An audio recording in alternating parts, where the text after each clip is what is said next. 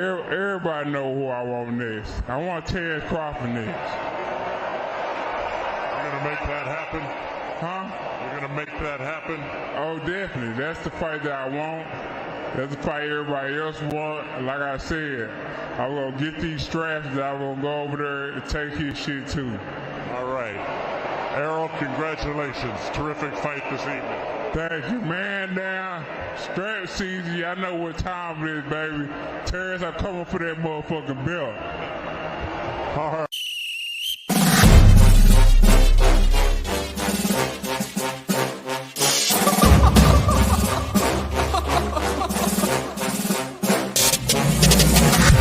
I'm not catching fades anymore. Gotta keep my hands clean when they come for the board.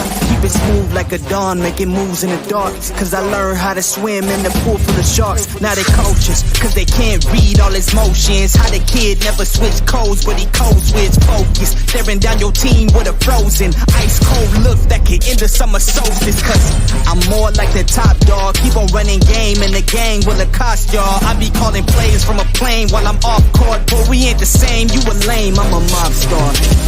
Actually, I'm a top dog on a stat sheet. Off court, but I call plays for the athletes. When the cop cars try to catch me, cause I rolled off in a taxi. Put my feet up, I'm relaxing. Singing Figaro with no accent. While I pour strings from the streets in. Do it all with a straight face, I'm the kingpin. Top dog, top flow, boss mode. I'm the kingpin. Showstopper, top dog, God vibe. I'm the kingpin. They know I'm a dog and a beast, man. Yeah, I keep the peace with a piece, man. I ain't got no time for a piece, man. Why would I respond to a pawn? I'm the... Hold up. If I let my dogs off the leash, then you might want to get out of Dodge by the evening. Honestly, they can smell the blood and the beef, and they don't leave anything behind at the evening. I can see you soft, ever thought about retreating. If you never have, then they'll give you a reason. Better watch your tone, lose your bass when you speaking. Underneath the mask is the wrath of a when you learn how to smile in their face, then go cutthroat. Then they wanna call you a con when the blood cold. I remember starving while y'all had a truckload. Now I'm with the mob with the call and the gusto. I'm a top dog on a stat sheet. Off court, but I call plays for the athletes. When the cop cars try to catch me, cause I rolled off in a taxi. Put my feet up, I'm relaxing. Singing Figaro with no accent. While I pour strings from the streets in. Do it all with a straight face, I'm the kingpin. Top dog, top flow, boss mode. I'm the kingpin. Showstopper, top dog, God vibe. I'm the kingpin. What's happening? What is going on? Let's see. Okay, it didn't loop back on me. That's what's going on, man. What's going on in this pool kind of boxing? You know what I'm saying? Let some people come up in here. You know what I'm saying? I got a clip I want to show everybody, you know what I'm saying, about the rise of the truth. You probably seen it on my page. You know what I'm saying? We're going to look at it because, you know, the rise of Errol Spence Jr. was pretty fast. You know, nobody expected, you know what I'm saying, Errol Spence Jr. It's kind of like he dropped out the sky. And he came in late. You know, so he started when he was, what, 15? And that's pretty late, you know what I'm saying, to start for fighters, because most of these guys, they start pretty early. You know what I'm saying? Like when they're children and they fighting in all these different competitions, you know what I'm saying, around the world, you know what I'm saying, getting that natural muscle memory in. So if you've been doing something all your life, it's hard to kind of beat you, you know what I'm saying, once you've been in the space for a second, like Keith Thurman, you know what I'm saying, he's been fighting since he was a small child. And you know, people like Udanis Ugas, people like Mayweather. That's why it's hard to beat them type of dudes. And for EJ to start at 15, and for like Deontay Wilder, he started late. You know what I'm saying? To have the success that they've had is pretty interesting. You know what I'm saying? To see them progress on such a world stage level in boxing, because most of the dudes that are successful, you know, have been boxing all their lives.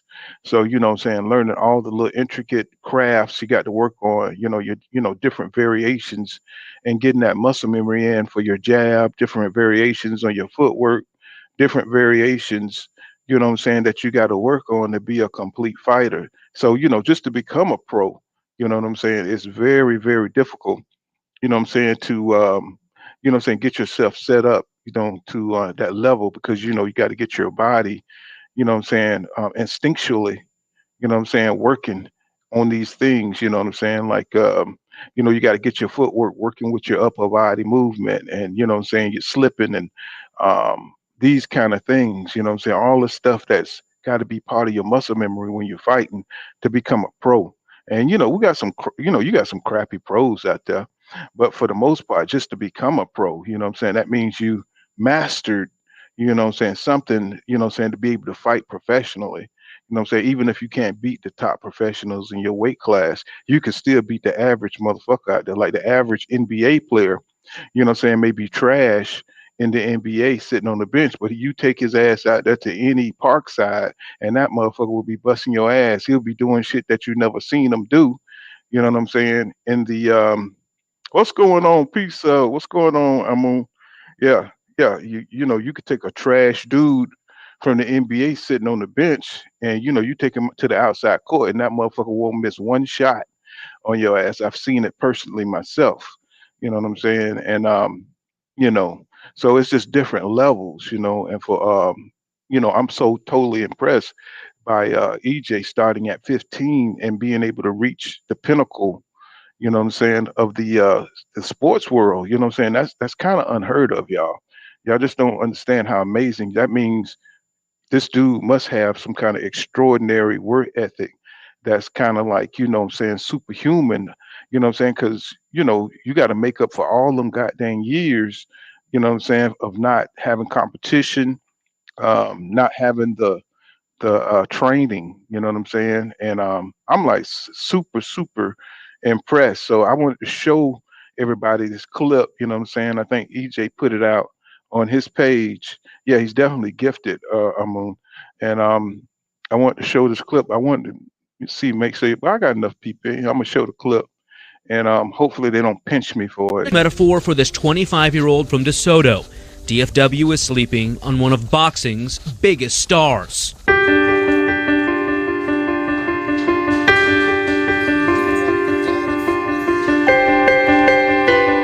5 years old, he was out there playing soccer and he just wanted to win. He had to have the ball. And after his games, people would come up to him and ask him for autographs. That's how, you know, he was always good at sports. He's one of the most talked about fighters in boxing, hands down, who's not a champion, which is very impressive. But that may change by this time next year. It's a journey that started in South Dallas but truly took off across the pond at the 2012 Olympic Games in London.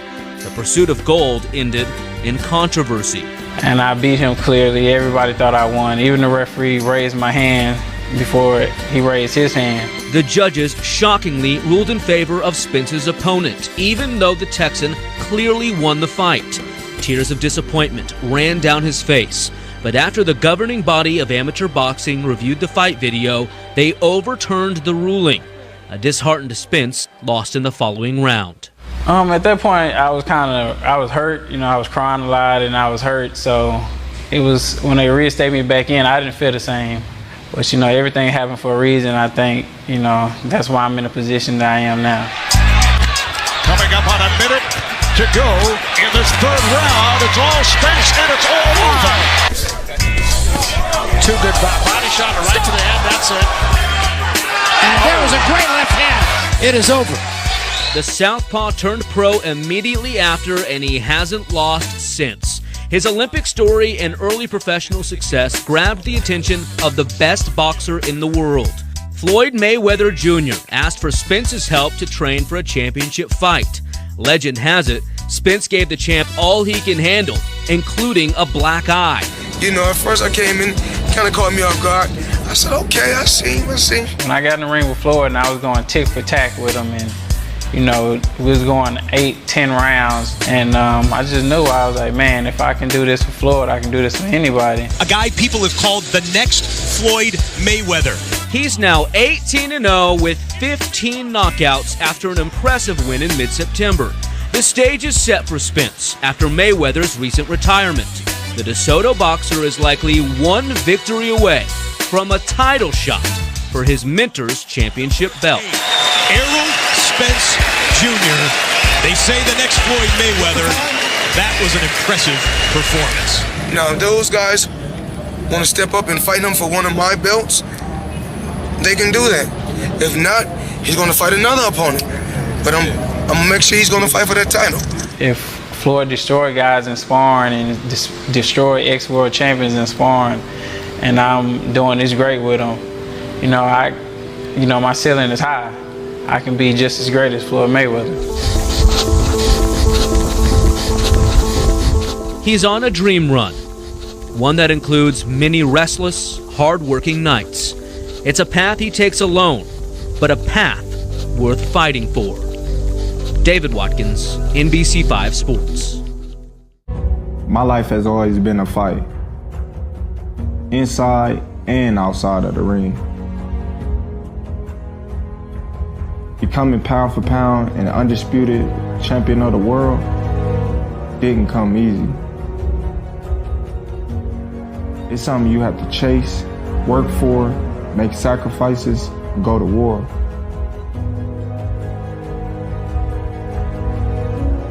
To win fights, you gotta have stamina.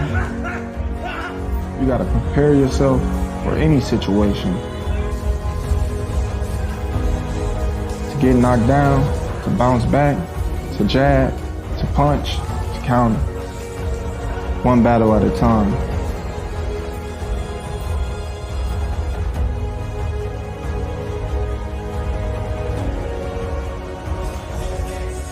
You know what they say, in order to be one of the greats, you gotta study the greats.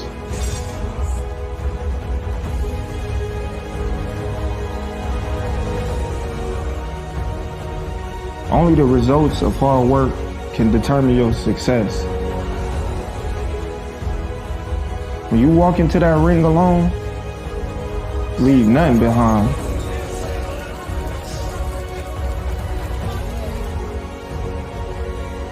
Because the moment that bell rings, the legacy begins.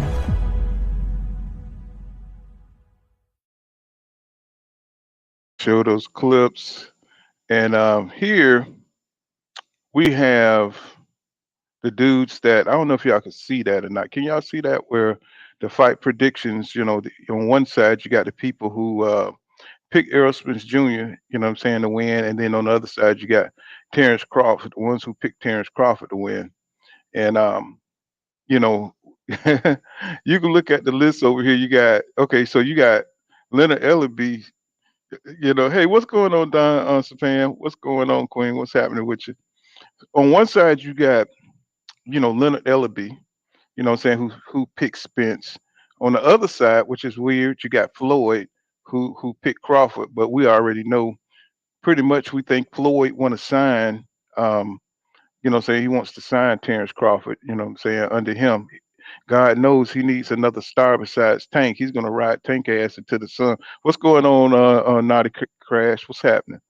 And so he's going to ride fucking Tank into the goddamn sunset if he don't get Terrence or somebody like that to sign with him. But I don't think Terrence really look at Floyd, seriously, because, I think Bud kind of got that, that kind of like, that kind of mentality blacks got where they don't really, trust. What's going on, Mr. Punch Out Boxing and MMA? Yeah, no doubt. Where they don't really like dealing with black folks, if you ain't got the complexion, they really don't think you know shit about business type thing. And then over here you got Jeff Mayweather, who's picked Spence, which is weird because Jeff Mayweather, he picked against Devin Haney, which was, I don't understand that. He helped train the kid, and but they, what I'm saying, they made amends and everything, and I just thought that was totally weird, right? What I'm saying? What's going on? Who's real PBC? Okay, so you got Jeff Mayweather, he chose Spence. Then on the other side, you got, of course, Roy Jones Jr., Bernard Hopkins, pick Crawford. And you got Lionel Thomas, pick Spence. You got, of course, Jamil and Jamal Charlo. They picking Spence. And then you got Robert Garcia, who's pick. I'm surprised. Well, I guess he ruined his goddamn brother. If you beat the shit out of my brother, I'm picking the other dude. You know what I'm saying? Robert Garcia, with everything he know about Errol Spence Jr., you know what I'm saying? He said, you can't just look at his style, it's his boxing IQ, and he still picked Crawford. Okay, so you know what I'm saying? Let that sink in. Of course, you got Malignaggi, and he picked Spence too. You know what I'm saying? Then you got Pinto Garcia, Pitt Crawford, of course, Tim Bradley, you know what I'm saying, who discovered Crawford, you know what I'm saying, who is Crawford homeboy. But sometimes he goes back and forth with the bullshit, you know what I'm saying? Because now he's starting to say some good things about Errol Spence. Maybe he want to, cover himself, you know what I'm saying, for the domination that he's about to witness. And what's going on, Moon? He says they've been hitting the head too much. Right. And so of course I saw Hakeem Rodman, you know what I'm saying, who knocked out Lennox Lewis. Of course, Lennox Lewis came back and whipped on his ass and stuff, you know what I'm saying? It was kind of like a fluke, you know what I'm saying, knockout punch where he knocked out Lennox Lewis. And he picked Spence. He said Spence is the bigger man, you know what I'm saying? He's the better man, you know what I'm saying? So he thinks Spence is going to impose his size to beat Crawford. Of course, we know Paulie Malignaggi, you know what I'm saying, what he thinks, you know what I'm saying, besides all the white supremacy talking points, he can really analyze when he put that shit aside and start really getting to his job and stop trying to push white power, you know what I'm saying? And he thinks he thinks Spence is underrated, and that Spence is gonna you know what I'm saying, come out, the victor, because he's just a better fighter. And his high work rate, and what I'm saying, his jab, what I'm saying, probably know his shit now. He's an asshole, but he know his shit. Then you got Anthony Yard, you know what I'm saying? Anthony Yard, he's another one who has a good eye for fighting. He just has no damn personal stamina. You know what I'm saying? In itself, he don't have any, his stamina just, he throws goddamn, 10, 15 punches and that motherfucker fucked up. And he came up short against Sergey, even though he had Sergey on the ropes. He just didn't have the stamina to get his ass up out of there. To snatch that second win and knock his ass on up out of there. But he picked Spence, and of course Andre Ward picked Crawford. And I think Andre Ward really appreciates Crawford skills. You know what I'm saying? Because he's a skill guy. And Andre Ward come from that school of, what I'm saying, skill pay the bills type situation. And but he had toughness, what I'm saying. He was definitely mentally tough. So I could see him picking Crawford, you know. He got a little bit of, I would say Andre Ward got a little bit of that bullshit in him because a company man. But I could see the struggle in him. You know what I'm saying, over there at ESPN, trying to keep it real at times, trying to, saying, kind of play the company role and saying the right things. Because what's his name? The Puerto Rican 168 dude, Edgar. I can't remember his name, but he's trash. But I think they came out and said some shit. I'm saying, in the last broadcast. And I was just surprised by Malanga. Yeah, Malanga. Edgar Malanga. And Bradley was just brutally honest when it came to Malanga. I'm saying, the way he looked in that fight, he looked like he lost that fight. And they were kind of brutally honest on Belanga. What I'm saying, you couldn't help but be, because the dude was taking it to an old dude too. He was like 37, 38, got in Belanga ass trying to box. But anyway, Ward chose Crawford. What I'm saying, I hope y'all guys could see that. And what I'm saying, Linares Miller chose Spence. Amir Khan chose Crawford. What I'm saying, and that's understandable. What I'm saying, he look like everybody who get their ass whipped. What I'm saying. Well, I ain't gonna. He didn't get his ass whipped by Spence, but Amir Khan. I guess he can appreciate the ass whipping he took, even though he was talking shit like Terrence Crawford hit him low or something. And I just think he quit. What I'm saying, because he's a shot fighter.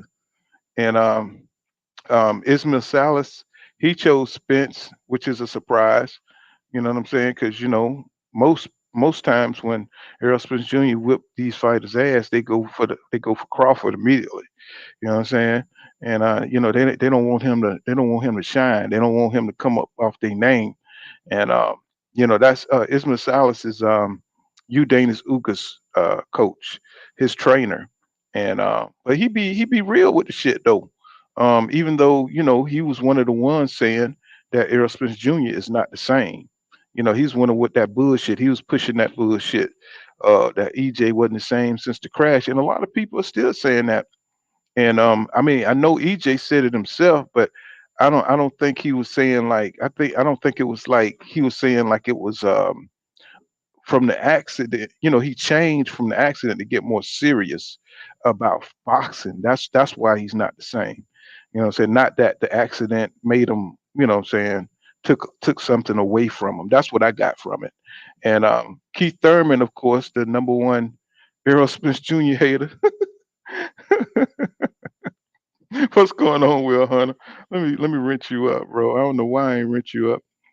Um, yeah, Keith Thurman, the number one hater, man. That nigga like the David Ruffin of boxing. You know what I'm saying? He's like the fucking one of the Temptations. You know what I'm saying? He want everybody to follow him and shit. But he want to go do crack in Dubai and not fight. You know what I'm saying? He want to sing when he want to sing, and he want everybody else to be, he want to be out front while everybody else behind him, but he don't want to do shit. You know what I'm saying? To push the sport forward. We all know the story. When he had the belts and shit, he was bullshitting with the injuries, the fake injuries, and saying trying to wait for the huge paydays. And he just kind of fucked it up. Fucked boxing up for a minute, and now he's turning around saying that Terrence Crawford and Errol Spence Jr. is holding up the sport. You know what I'm saying? Because they got all the fucking belts. I'm like, Keith, if you don't sit your ass down, sit your ass down. You know what I'm saying? Sit your ass down, bro. You know what I'm saying? Shut up. What's going on, Perez Benjamin? He said this will be a fight of moments. Either fighters has to seize the big moments. Errol will break down his body. EJ wins, and that's pretty much the way I see it too. You know what I'm saying? So I don't know who the hell is Bullet, but he chose Spence. And you got Shakers, you got damn. So whoever wrote this damn list, they damn sure can't spell. Shaker Stevenson's really. You know what I'm saying? But you didn't really have to put Shakur Stevenson on this list to know that he gonna choose Crawford and shit. You know what I'm saying? So um, Jalen Love, he says a 50-50. Sugar Shane Mosley, what I'm saying? He got Spence. And well, wait a minute. Yeah. And let me see. On the other side, you got Canelo Alvarez, who came out and spoke. You know what I'm saying? Which supposed to have been a big endorsement. You just got your ass whipped by Bivol. You know what I'm saying? So you chose Canelo Alvarez, chose Crawford, and you got Kelly Brook, you know what I'm saying, who chose Crawford. You got Sean Porter, of course, another hater, you know what I'm saying, chose Crawford. And another thing, Keith, I guess he didn't like that full court press that EJ put on him, because he thinks that Floyd Mayweather put EJ up, put him on his helmet, you know what I'm saying, to try to press his ass up out of there. He says Andre Ward has said it's a 50-50 fight unless he recently changed his position.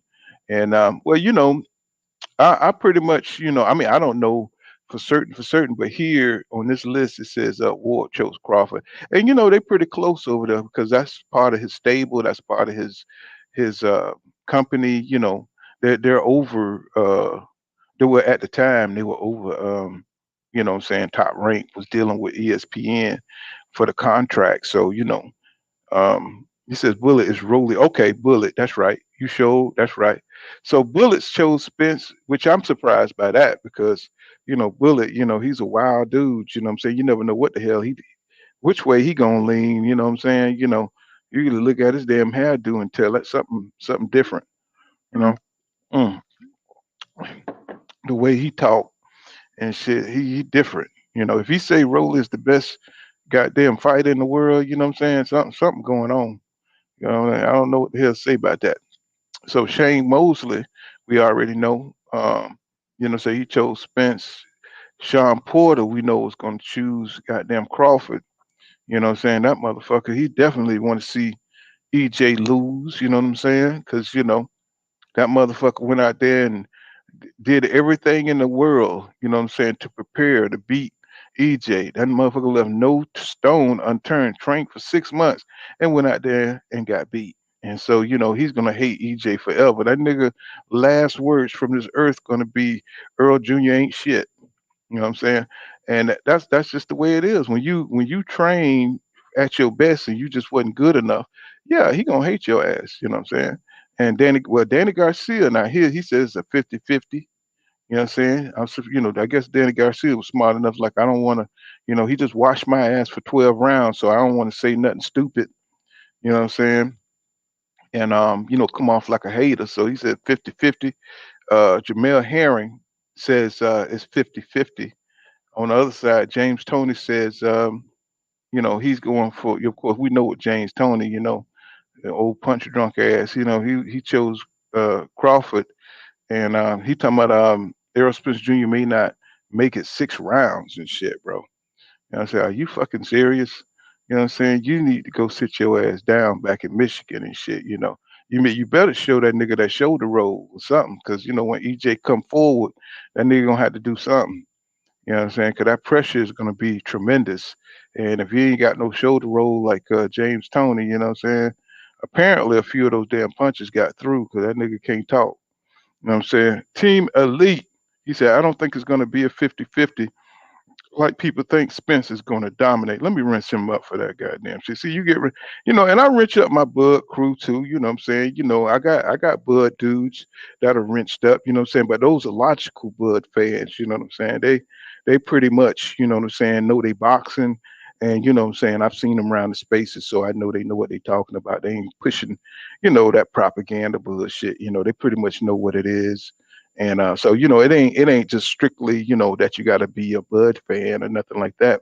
You just got to be logical. You know what I'm saying? Stand on your square. You know what I'm saying? I could fuck with you and rinse you up. You know what I'm saying? And you know, I got Bud fans. You know, that's wrenched up on my channel.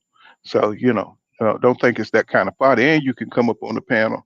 Thank you, Don Sapinski, for that 99 cents. That's what's up. You know, and I appreciate it. You know, every little bit. You know, show the channel some love, fellas. You know what I'm saying? You know, I'm here. I'll be putting in that work. You know what I'm saying, for you guys. You know what I'm saying? So you know, we can come on, and I want to get everybody's opinion on what's popping out here in boxing, because you know, one person can't know everything. You know what I'm saying? Because I ain't one of them kind of motherfuckers. If I don't know, I tell you I don't know. You know what I'm saying? You know, I just love boxing. And I love people that love boxing. So, you know, you learn from everybody that you meet. You know what I'm saying? I don't care if you're a Bud fan. I don't care if because these fighters are going to be gone in a couple of years. You know what I'm saying? So we'll still be here. You know what I'm saying? We're still going to be talking about the next fight. We're going to be talking about Boots Ennis, who is the next up and coming motherfucker. So he going to be that nigga, you know what I'm saying, to watch. And so, you know, hopefully we can get some of those, reach out and get some of those interviews, you know what I'm saying? And start hollering at these dudes and see what they talking about, you know what I'm saying? And so, you know, it don't matter to me if you're a Bud fan or if you're, you know, so a Spence fan or if you're a Canelo fan. Well, it does matter to me if you're a Canelo fan. I don't like that nigga. You know what I'm saying? Don't come over here with that Canelo shit. You know what I'm saying? You know I could be bigger if you know what I'm saying, I push Canelo, but I can't do it, bro. You know what I'm saying? You know, all that fake ass way he rose to the top to become undisputed, and other peoples don't get those kind of opportunities, even though they fighting the dudes. They fighting the, you know, they're going in a linear path to become great. And if you know, just because you dominated the politics and everybody, you know what I'm saying, laid out the golden bridge for you to become undisputed, that don't mean you the best, bro. And you know, Demetrius Bivol, you know, he showed you, you know what I'm saying? Like, you know, nigga, you come across the wrong style, a basic boxing dude, and you toast. That's why you won't fight certain guys. You know, don't let me get off on my Canelo rant. Every time I come across, I need therapy.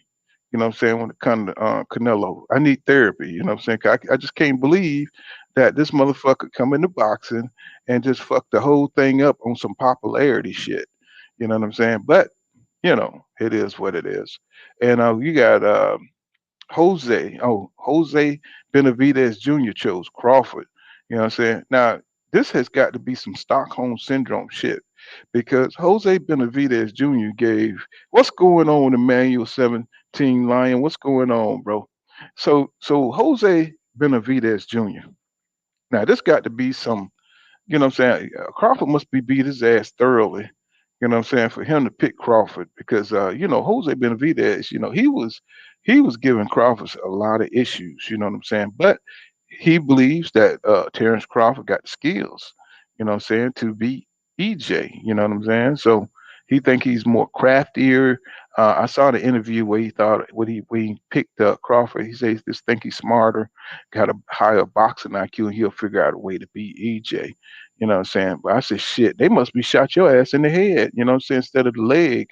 You know what I'm saying? But that's just my shit, you know what I'm saying?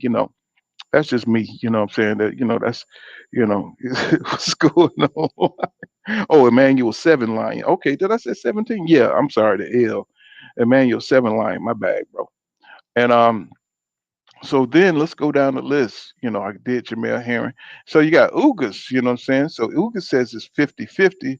And I respect Ugas, you know what I'm saying? But his eye should that because of his eye orbital bone, you know what I'm saying? He should be picking Spence. You know what I'm saying? Because I mean, if you look at his face, look like that would tell him that Spence is, I would chose Spence. You know what I'm saying? But everybody, each his own, look at his trainer. His trainer picked Spence. I mean, it is what it is, bro. You got, your ass toe up. I mean, you still recuperating. And you know, so Emmanuel 7 Lions says he said a lot of these former boxers are struck in my view.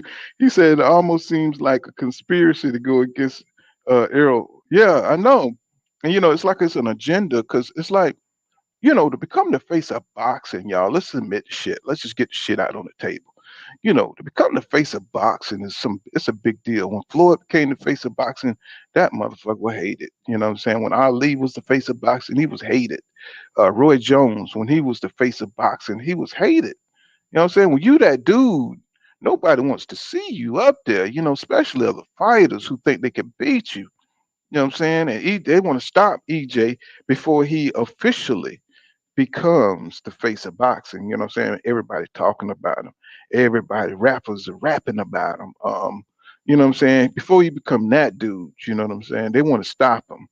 And that's what that is. What's going on, Mr. Totally 11? And salute to you. He's son of Peter. He says boxing expert have Bud, and it seems only Spence friends got him winning.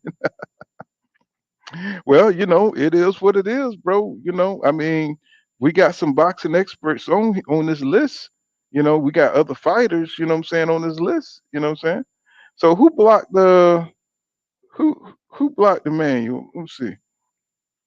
He says manual seven Lion says, I hope they keep going against Errol. So the odds are in Bud's view. He said, I bet.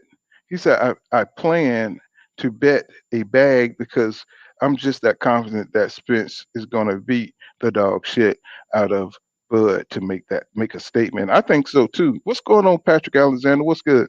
So, we got Boot Sentence. Boot Sentence said it's a 50-50 fight. So, I trust Boot Sentence, you know what I'm saying? Because he's going after, both of them. You know what I'm saying? So he don't give a shit. He ain't got nothing to gain, you know what I'm saying, by picking one or the other. And Patrick Alexander said, I'm betting big on Spence. And let me see, Sugar Ray Leonard. I don't know what's going on with Sugar Ray. He picked Mikey Garcia against EJ. And he just, it's just something about EJ. Maybe I don't know. He picks against him, you know what I'm saying? That's maybe because he beat Garcia ass and retired him and ruined his damn career. Maybe that's what it is. But what's the connection between Mikey Garcia and Sugar Ray Leonard? Maybe, I don't know. That's a weird one. Let me see. Somebody just came in. What's happening, my bro? What up? What up? What up, bro? Everybody in the Yeah. chat room, man, y'all subscribe to Upper Echelons. You know I'm 104 away from being monetized. That way I can do the live streams and everything. I get these people that I got waiting to do the interviews on the stage. I done met a few contacts, gonna have them on the counter. That way me and Pool Counter can go back and forth with the live streams and everything. Like when he can't do it, I'll pop it on. And I done made a couple of new people like Deja Green, Coach Derek James, and everything. I rock with them heavy. So if y'all don't mind, why don't y'all go ahead and hit the link in the chat room up at Echelons and give me a subscription. I mean, you can like, share, and comment as well. It'd be greatly appreciated. All right. Okay, so we got Gerald Washington. He picked Crawford, and what I'm saying, who Andrew what is that? Talibai? You know who that is? You know what I'm saying? I don't know who that is. Tabini, yeah. Who is that? You know who that is? He chose Crawford. He's an old fighter. Okay. And then you got Kenny Porter. He says it's 50-50. Zab Judah said it's 50-50. Jesse Vargas said it's 50-50. And you got Anthony Martin says it's Crawford. Damn, he's misspelled goddamn Donaire name. Donaire chose Crawford, and Triple G chose Crawford. So, he got a lot of support. Crawford got a lot of support out there, bro. I hope that support translated to the mid lines then and make Crawford a favorite. That way I can put down 5 racks on EJ and come away with a damn motherfucking bag for free. Yeah, I think everybody said here, well, most people, they say they're gonna bet big. You know what I'm saying? They're gonna bet big. This is like the on EJ pick that they gave us. Like when I took Bivol against Canelo. Hell, I put a damn band on that shit. Came away with like damn 5,600. Like shit. I like when they give out free money. Free money. Well, the betting from the betting odds, are saying that Bud is the favorite, bro. You know what I'm saying? That's it's not on Bovada. It ain't on the serious damn betting sites like the MGMs and the Las Vegas sites. They ain't got them on yet. It's like FanDuels and shit like that. They got them on. They ain't got them on the real serious bet sites because Vegas ain't going for that shit. Vegas gonna have it either both of them minus 120 or they gonna have Errol minus and Crawford plus. Like Vegas ain't stupid. They know what's going down, but if they do, man, I might damn take out a loan out for my wife. Take my 5 and tell her to give me 20 of hers. Yeah, them get paid. See, Mr. Total 11 put you in a different tax bracket once you get that change back. Shit, Mr. Total 11 says I love the underdog, and he's proving me right after time. So, and Team Elite says gotcha, and Patrick Alexander said I just subscribed, brother. Talking about you, Upper Echelon, and hey, I appreciate that, brother. I'm gonna finish up that Why They Hate Spence series too. I got the Why They Hate Spence series that I'm gonna get finished this week. I got 3 more videos left in that series, but I already got 3 done. I'm gonna finish that series this week, and tomorrow, if I don't drop all 3 tomorrow, I'll drop at least 1 or 2 of the Kung Fu series of Frank Martin, Charlo, and Errol Spence, and Sensei Derek James. And let me see. He says, Patrick Alexander said I'm betting 10K. That's what I'm talking about, bro. Go out there and get your money, bro. And let me see. Total 11 says this is free money. And Son of Peter said I think Vegas gonna have Spence as the favorite. Maybe. That's what I said. Vegas ain't stupid.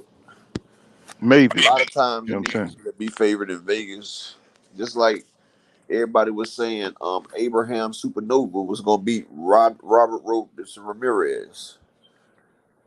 You know, I took Robertson Ramirez against Supernova, and he stopped him.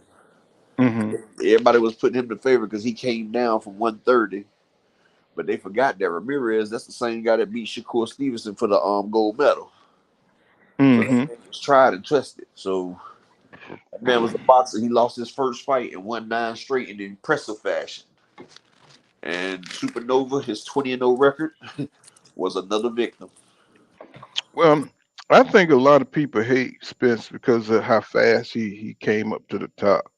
And you know, when you already got a favorite fight, like me and you, we liked Keith Thurman, you know what I'm saying? Because he, you know, yeah, we liked him. And, you know, Spence came kind of like out of nowhere and beat the shit out of Kell Brook. And it was like, who is this nigga? You know what I'm saying? Out of nowhere to me because I seen when Floyd was pushing him. Because, you know, I seen, because I was, like I said, I was a Keith Thurman fan. Mm-hmm. And, you know, I seen Floyd. I'm like, damn, Floyd ain't trying to get this Keith Thurman smoke. And then I seen Floyd say, well, you want a chance at my belts? You can fight him right here for my belts. So I'm like, who the hell is this nigga that Floyd gonna put it up to fight his belts for him against one time? Don't he know this motherfucker about to get a punchline? You know what I'm saying? Like, I was hyped. Then I went back and I looked at the Emmanuel Larson fight. Mm-hmm. I was like, okay. So then I started from there. So then I looked at his this is all the same day when Floyd did that. Mm-hmm. I went from the Emmanuel Larson back to his opening fight and watched it all the way to Chris Algieri. He hadn't fought Bundu yet. I was like, oh, this nigga right here serious. Mm-hmm. I was like, I like him, but he still ain't got nothing for one time. So then one time, he went ahead and beat Garcia. Spence knocked out Bundu. I was like, oh, this young nigga's the truth. Mm-mm. Now you ain't trying to say you gave him the name, did you? Nah, I ain't give him the name. I thought you were gonna be like TK Kirtland. Floyd already gave him the name. Mm-hmm. And I said, yes, this nigga is the truth. So then I said, boy, him and Kell Brook about to rock, though, because I know my boy Thurman went trying to get in that Kell Brook smoke. Mm-hmm. But Thurman said, you get a belt, we're going to rock. So in my head, even though I was a Keith Thurman fan, I'm a fan of boxing first. Mm-hmm.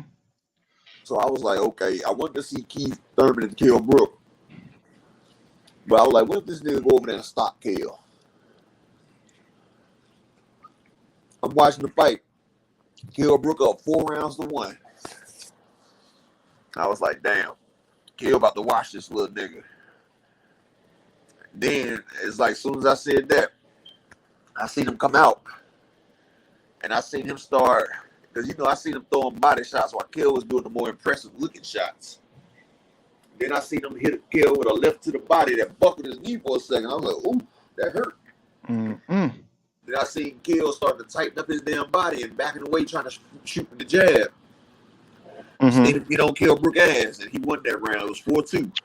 What's up, Smooth Groove Boxing? What's happening, bro? Mm-hmm. So Go ahead, bro. The score was now 4-2. Next you know, he came back out, started battering Kell's body again. So now Kell done dropped his hands. Now he hitting him up top. 4-3. Now Kell running around trying to roughhouse. Now I said, uh-oh.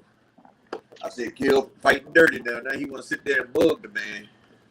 So he trying to mug the man. EJ teeing off on the nigga, though. He going up, down on Kell. Kell don't know which way to go. It's 4-4. I start to swell.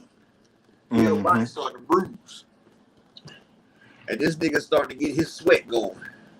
This when I say, okay, Spence got a ladder. They was talking about taking this man in deep water. Look like this nigga can swim in deep water. Kell is the one that's a little worse for wear. That's why they call that nigga the big fish. Boy, 9th round. Boom, boom, boom, boom. I said, oh, it's over with.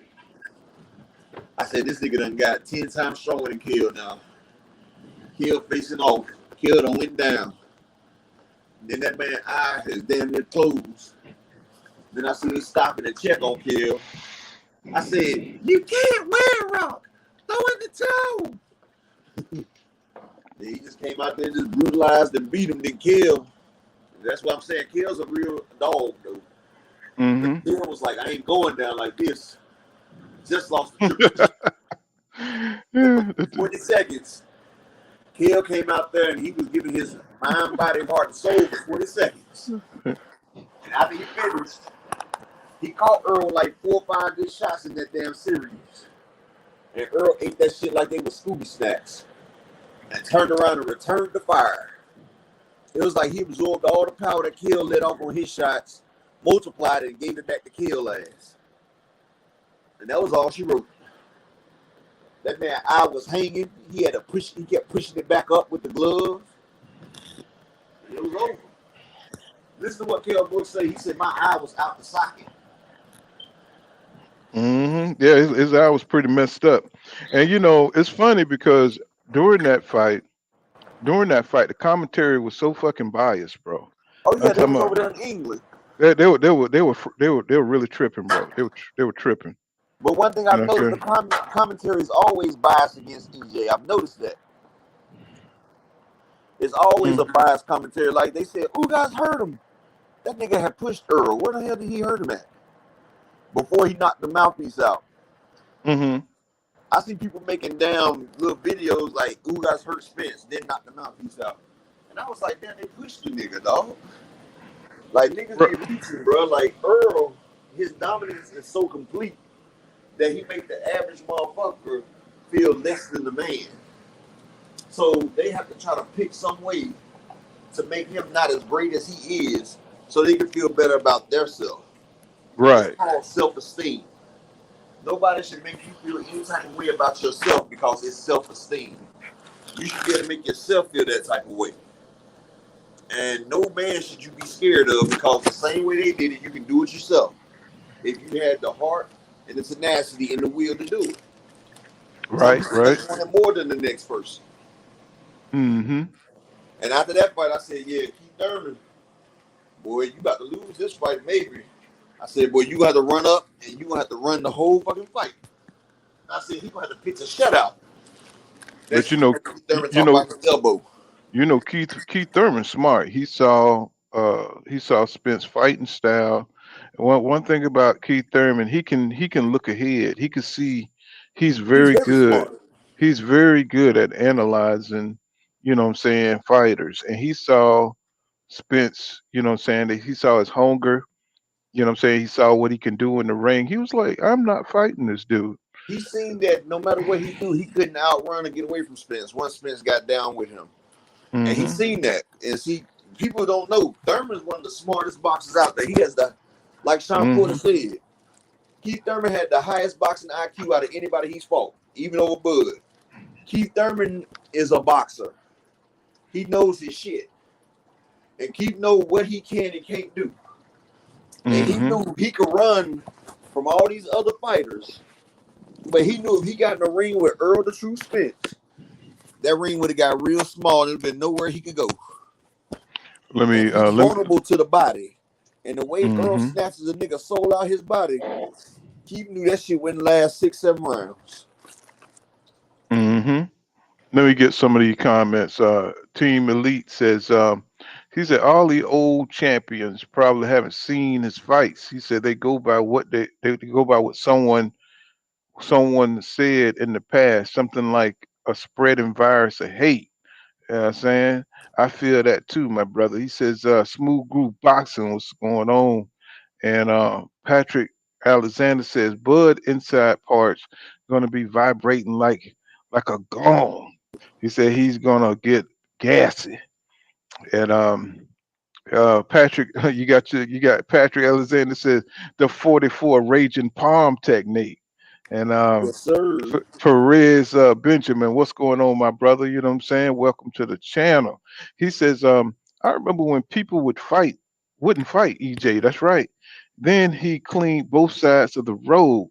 Keep his word. Got all the belts. Now it's Bud turn to get broke down. EJ wins. That's what's up. That's what I'm talking about. I'm gonna have to let me wrench him up for that fucking shit. That's what I'm talking about. So we need that. Yo, I already wrenched him up. Let me see. Man, I be wrenching up everybody. Let me see. Let's see. Did I wrench my boy up? Let me see. I got to refresh this thing because you know what I'm saying. I said, hey, I ain't even got my boy Emmanuel Simmons on here wrenched up. Damn, what the hell? He should have been the first one. Let's see. That was Prez. I don't even see him on the phone. Let me see. I'll find you, my boy. I'll find you. You know what I'm saying? I don't see you on here for some reason. You're not on the damn. This nigga a ghost. You know what I'm saying? He a ghost account. This nigga like the Matrix. He one of them special viruses. You know what I'm saying? Red You pill, know, blue pill, my nigga. he one of them special viruses. That nigga don't even show up. That nigga so smooth. He don't He's even show up. Mr. Anderson. What's going on, Charles? You want to come up? I dropped the link. Yeah, that nigga don't even show up on the goddamn on the what you call it, the chat. He's so smooth. He's beyond the matrix. That nigga outside the matrix. That's why I say he's Mr. Anderson. Oh yeah, Mr. Anderson. It's been so long since y'all know that they were suing. Said the black lady won her case. She created the Terminator. A black woman now created the Terminator and the Matrix, and they stole her idea. Yep. They stole her idea. A black Hollywood. woman created the Terminator, y'all, and the Matrix. Don't you ain't see how a lot of the stuff that we see has been stole by bigger producers? A motherfucker let somebody see their idea and they'll take it and run with it. Yeah. Can't prove it. Mm-hmm. Oh, I see him. I see him now. There you go. I got you. Gave you a wrench, my brother. So, yeah, I mean, and she's finally won. She's been fighting that shit for years and years. Over 40 years. Yeah, she's been fighting that shit, and she finally enjoy that damn money. Well, you know what I'm saying? But she won it, and they need to do some stories on that lady because that was some brilliant shit. You know what I'm saying? But and you know what's crazy? There's so much other stolen stuff, man. Oh that yeah, people have gotten, man. I heard I've been hearing crazy stories how people's land just got took just based off of being terrorized, like crazy stuff, man. Hey, people don't realize, but they used to use this shit called squatter rights. Like, if you leave your land for a certain period of time, a motherfucker come and set up shop on your shit and legally take your shit. Yep. But when black people start doing it, they start saying, they start trying to regulate it more. But when they was doing, like here, they said that they was doing that to the Indians and everything. They was squatting on the Indians' land and taking their land on the squatter rights. Yeah, and they created birth control pills because of me. You know what I'm saying? But listen to the word, birth.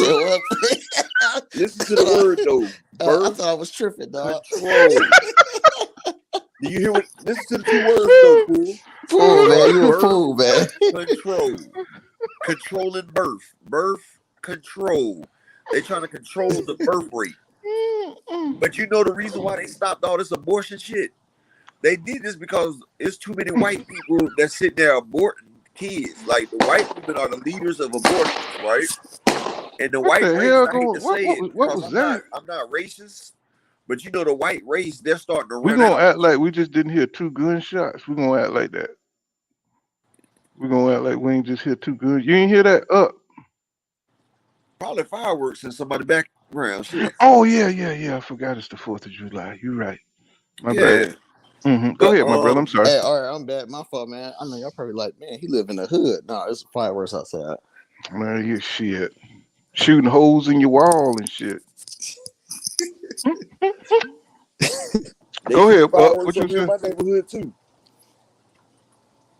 But what I was saying is the word birth control is the way that they can control our birthing habits.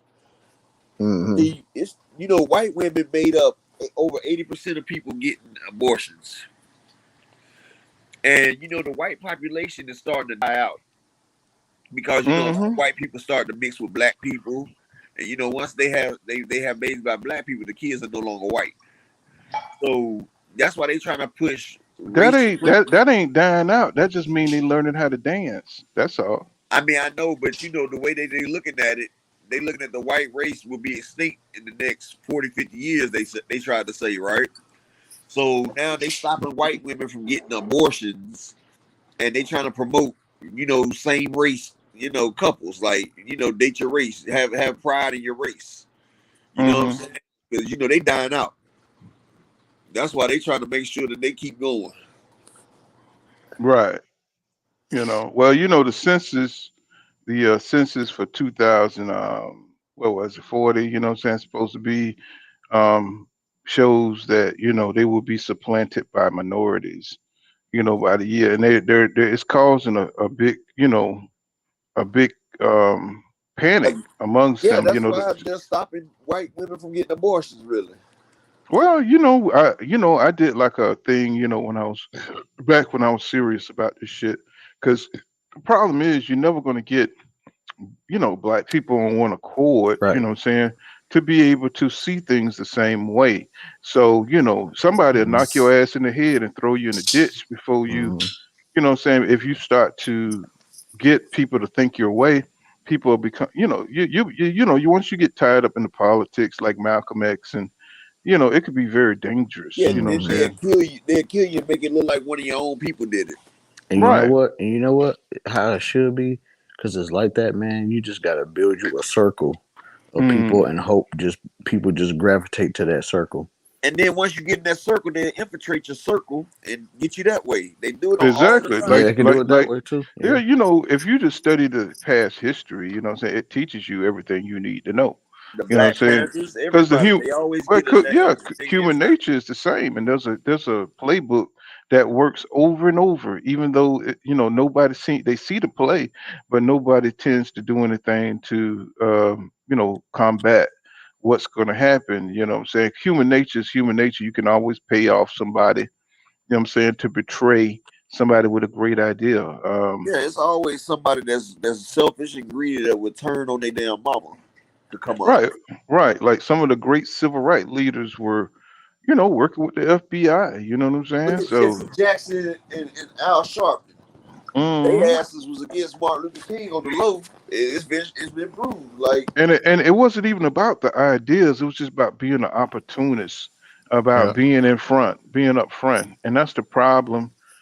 You know, when you have a great ideal about something, when you're pure and you know it's coming from the heart with honor. You know, what I'm saying, there's always going to be some opportunists that come up there. They can that build. think, why it They can't can. be me? Like, They why it have can. to be him? Why Right. not me? Mm-hmm. Right. They're, you know, they're gonna want to build, you know, for themselves. The government will do that. They'll build an opposing Oh leader. yeah. You know, they do it in other countries all the time. You know, so they'll build an opposing leader to, you know what I'm saying, to take you Mm-hmm. out and Oh yeah. assert your leadership so they can control it. Hey, Pool, they Um, did that with Malcolm X, man. Malcolm X right hand main security guard was a FBI informant. right. You know, no, they do it every time. What we say, and we this is what I mean by the shit is pretty much common sense. You know, divide and conquer, and that was even a saying back in the 70s, united we stand, divided we fall, and we know this, but there's no way to stop it Yep. because somebody's always going to look out for their own. Most people look out for their own self-interest, and you know, even the most pro-black, you know, that's why when I hear people coming on here with pro-black shit, you know, they don't have no solution for the motherfuckers that's going to Mm-hmm. kill you in your own organization. You're not worried Mm-hmm. about the opposition. You're worried about your own folks. Yep. Martin Luther King Jr. was stabbed by a woman, you know what I'm saying, a black woman, and almost died. You know what I'm saying? And he's fighting for you, fool. But Right.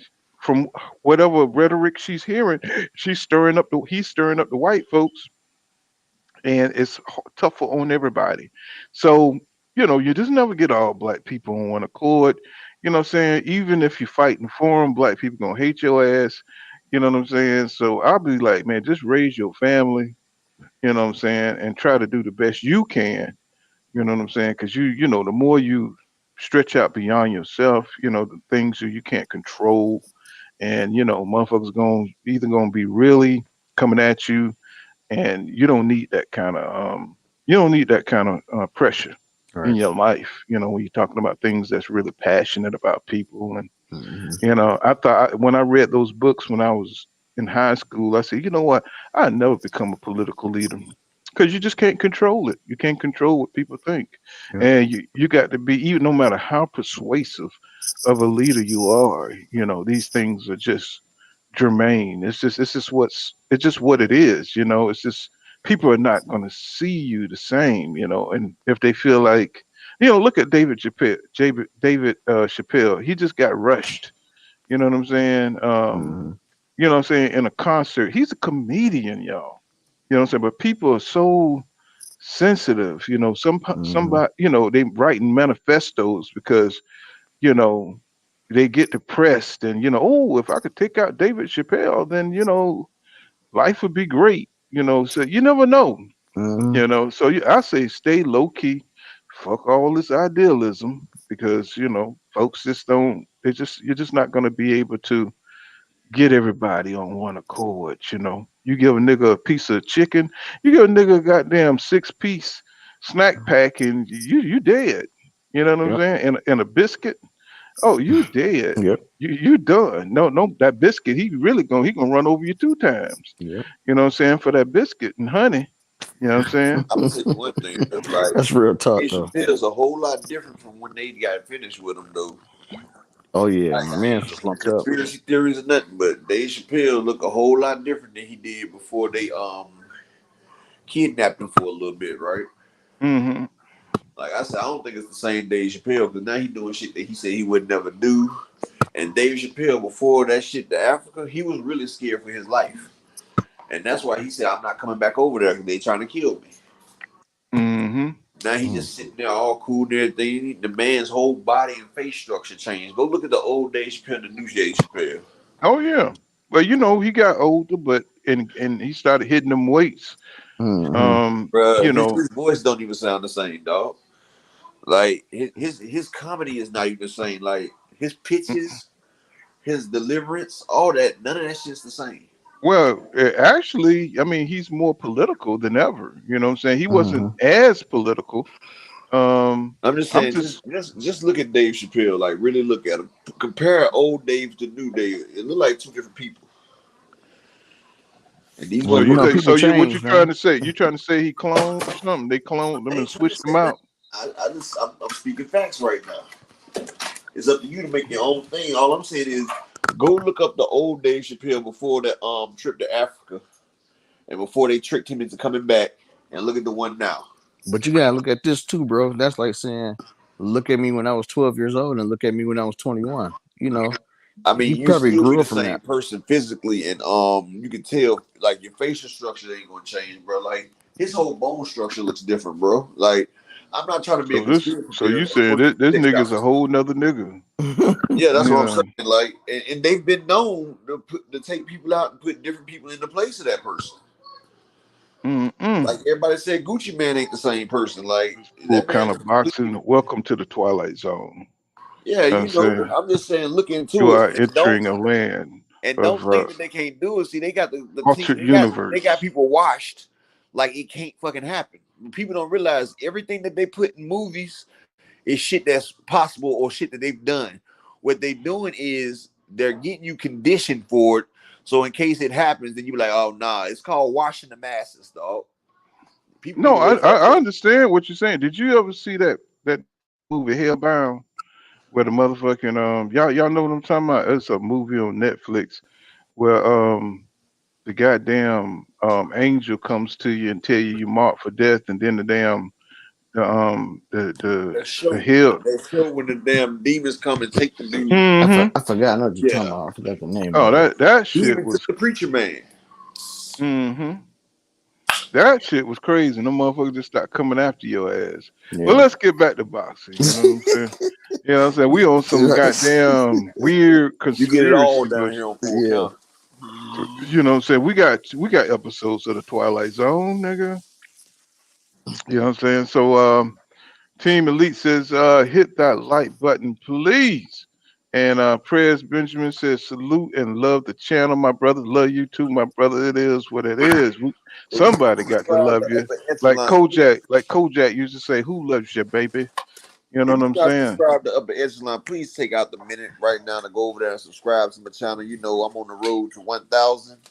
And you know, once I hit that, it'll be a lot more. Like I'm dropping hot content every day, just about. Yes, sir. He's on the 6 paths of enlightenment over there, the 47 palms.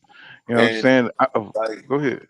I've been waiting for the subscriber count to come up because you know, I had got like 800 subscribers in a week, and now my subscriber count low. But I was waiting on the subscriber count so I can drop the 47 raging pounds of Errol Spence. Like I don't want to drop it on nothing dry.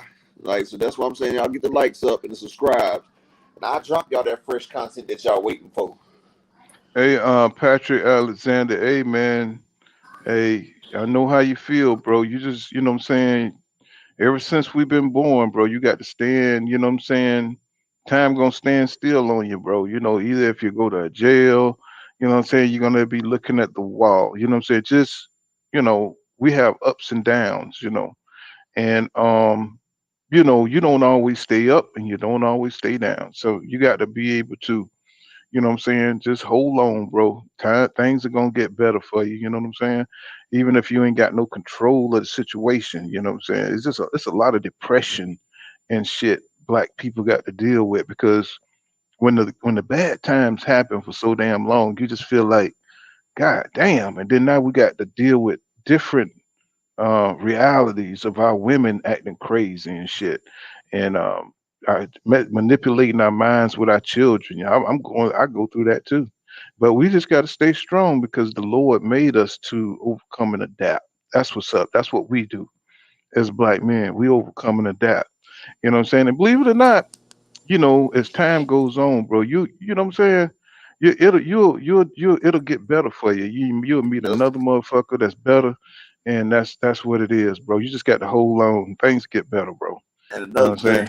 another thing, you know, I mean, I know we sit there and talk about boxing and everything, but you know, my page is called Upper Echelon Sports Bar. You know, it's like stuff that you talk about in the sports bar. And you know, I don't look at it as a platform. I look at it as me building a family. Like, if anybody on my platform has a problem in anything, they can come to me and talk to it about it because, you know, that's what I'm here for, to be a listening ear. Because sometimes you just need somebody that can just listen. Because we all going through stuff. And maybe hearing about somebody that went through the same thing that you went through and got through it better might give you some pointers. Or, you know, like a lot of times you just want somebody just to hear what you got to say. And I don't think I'm above anybody, and anybody has a problem. I'm always got an open ear and an open door policy, you know, because God always has one for us. And God ain't gonna put more on you than you can bear. And see, in this world that we in today, a lot of people forget God, but you always keep God first, and He's gonna always protect you and be there for you. And He's always there for you. We just left Him. But if y'all need me, you know, you can hit me up. Anything, I'm over there up at Echelon Boxing. But you know what? That was profound what you said, man, because like, you know, we all have, as boxing fans, we all have our own, you know, different types of fans. But Mm-hmm. when you break it down to like some real like life skill stuff, like some stuff that we going through, man, it's probably everybody in here who's the opposite or probably talking smack to each other right now got the same lifestyle issues and Mm-hmm. everything that they can relate to each other. Mm-hmm. It's crazy, ain't it? You know, I mean, let me tell you something. You're gonna get tried in your life. You know what I mean? You know, it ain't no expert shit because you don't know what the hell you would do on any given day. That's why when people go to prison, I know people who've been to prison who ain't do nothing. Yeah. You know what I'm saying? They just got I did 10 in maximum security, you know, but like, yeah. you know, I seen people there that didn't deserve there. I seen people like myself that deserved to be there, you know.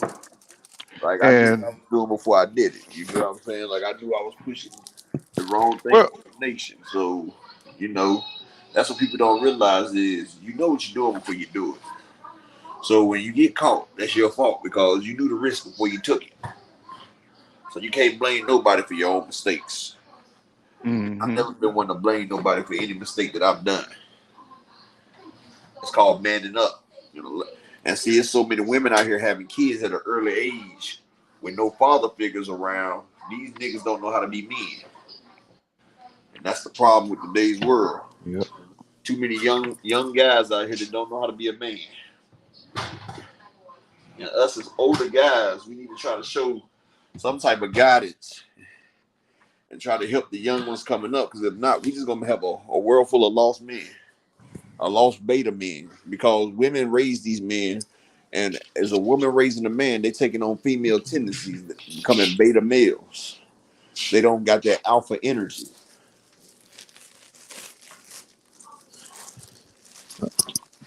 Yep. No. Yeah. So you just gotta we gotta really examine our shit, man. Because the fathers are supposed to be there to tell the young folks, at least lead them and be a guide. Exactly. Somebody feeding dog food or something to their kids. Whatever. What I'm saying, I hear gravy train or something. No, hold on, my fault. Good. Hold on. No, okay. But yeah, what I'm saying, what I'm saying, man, just hold on, bro. I don't know if you're in the same age bracket, but man, you go through shit, bro. And let me tell you something. You ain't the only one. You see 44 people here, and I bet there's 44 people in here going through some shit. You know what I'm saying? So, don't ever, give up. We only go through this life one damn time. And whether you know what I'm saying, you get you a really great partner, you know what I'm saying, or you can get you a real shitty partner and it don't work out. Whatever you do, what I'm saying, just try to, do your best to get back on track because life is short. You know what I'm saying? Don't be sitting there trying to goddamn go over and revamp bullshit. You know what I'm saying? Because you got to keep moving, bro. You got to keep going. Because I'm telling you, man, before you turn around, you be 53, you be bitter. You know what I'm saying? You be trying to, still break dance and shit and do the running man. You ain't got time for that shit, bro. You got to keep it going. You know what I'm saying? Old So man at the club that everybody looking at like, wow, this right. You know what I'm saying? Don't look back in the past, bro. Just try to embetter yourself. I mean, I don't know what it is you're going through, but just, what I'm saying, try to do the best you can to be the best version of yourself. And I ain't saying you got to be a millionaire.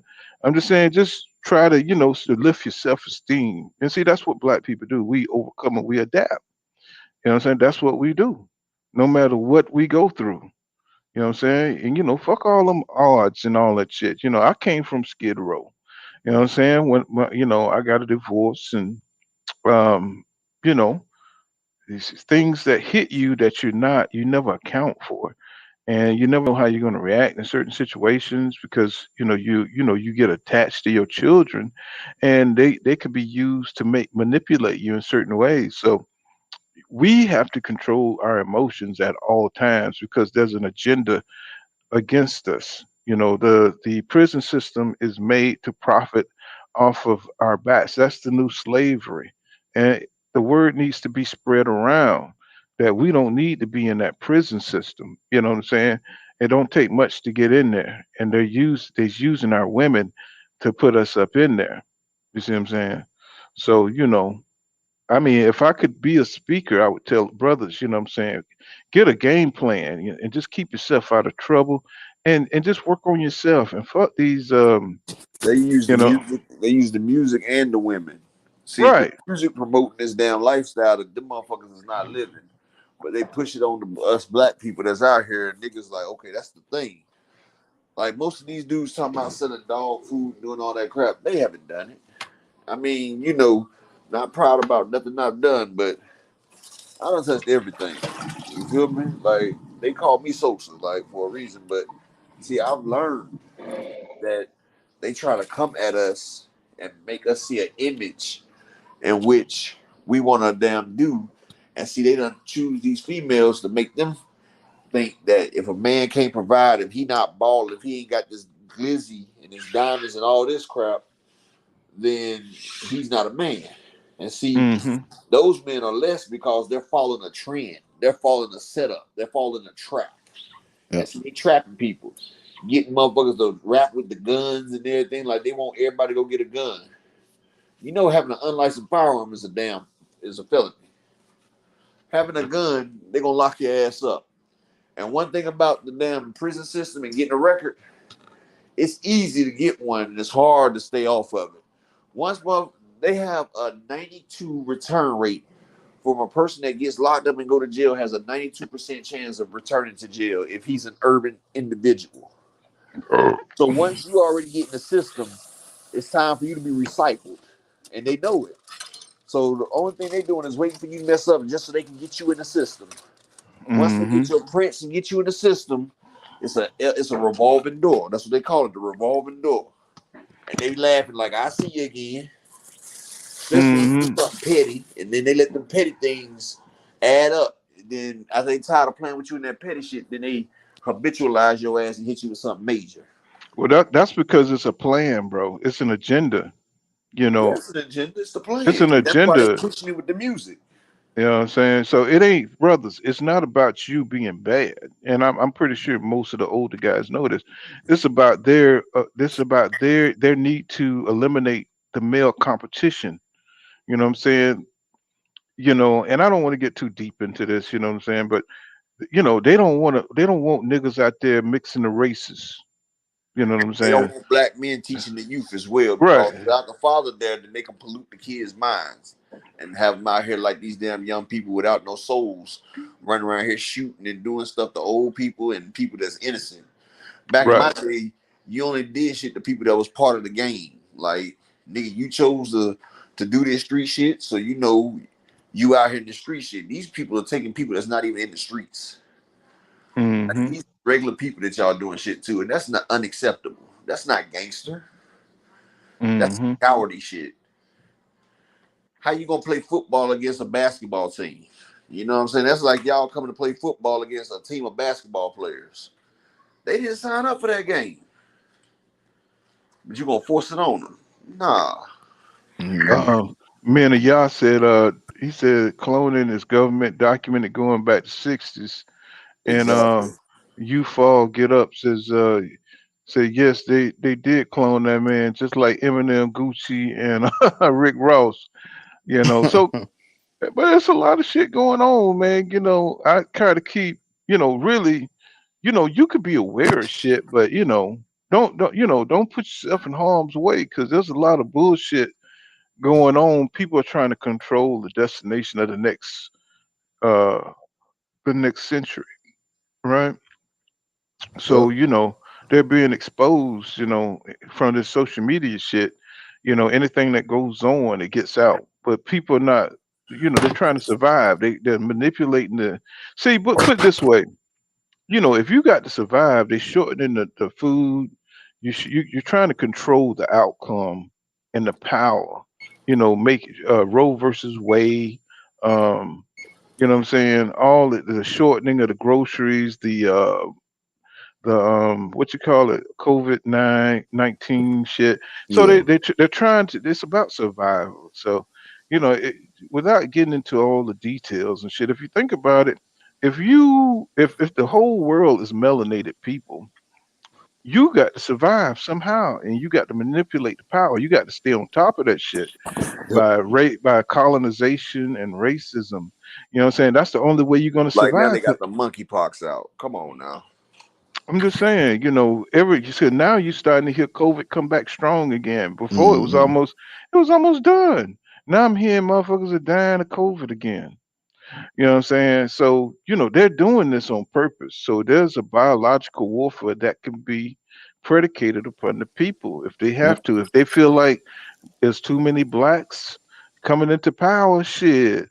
And they go out there and spray that biological warfare on motherfuckers. You know what I'm saying? So they kill, you know, just like they flooded the ghettos in the redlining districts.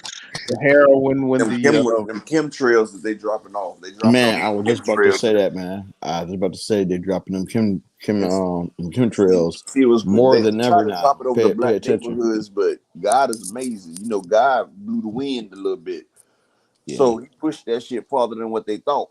and it didn't fall exactly where they wanted it to fall at. Yeah, everybody pay attention to them chemtrails now when you see planes, So, man. it's a lot going on right now, y'all. You know what I'm saying? I know we love boxing, but it is a lot going on. It's They're trying to trigger a bio culture event so they can control and get control of the reins of power. That is essential to their survival. And I know this sounds like crazy shit, and people don't want to hear that bullshit, but it is what's happening. They're trying to change so they can control the next 100 years on y'all ass. Some of them are even coming out and telling you. They're coming out and telling you. You see it in the Republicans. You know what I'm saying? You see it. They're saying it.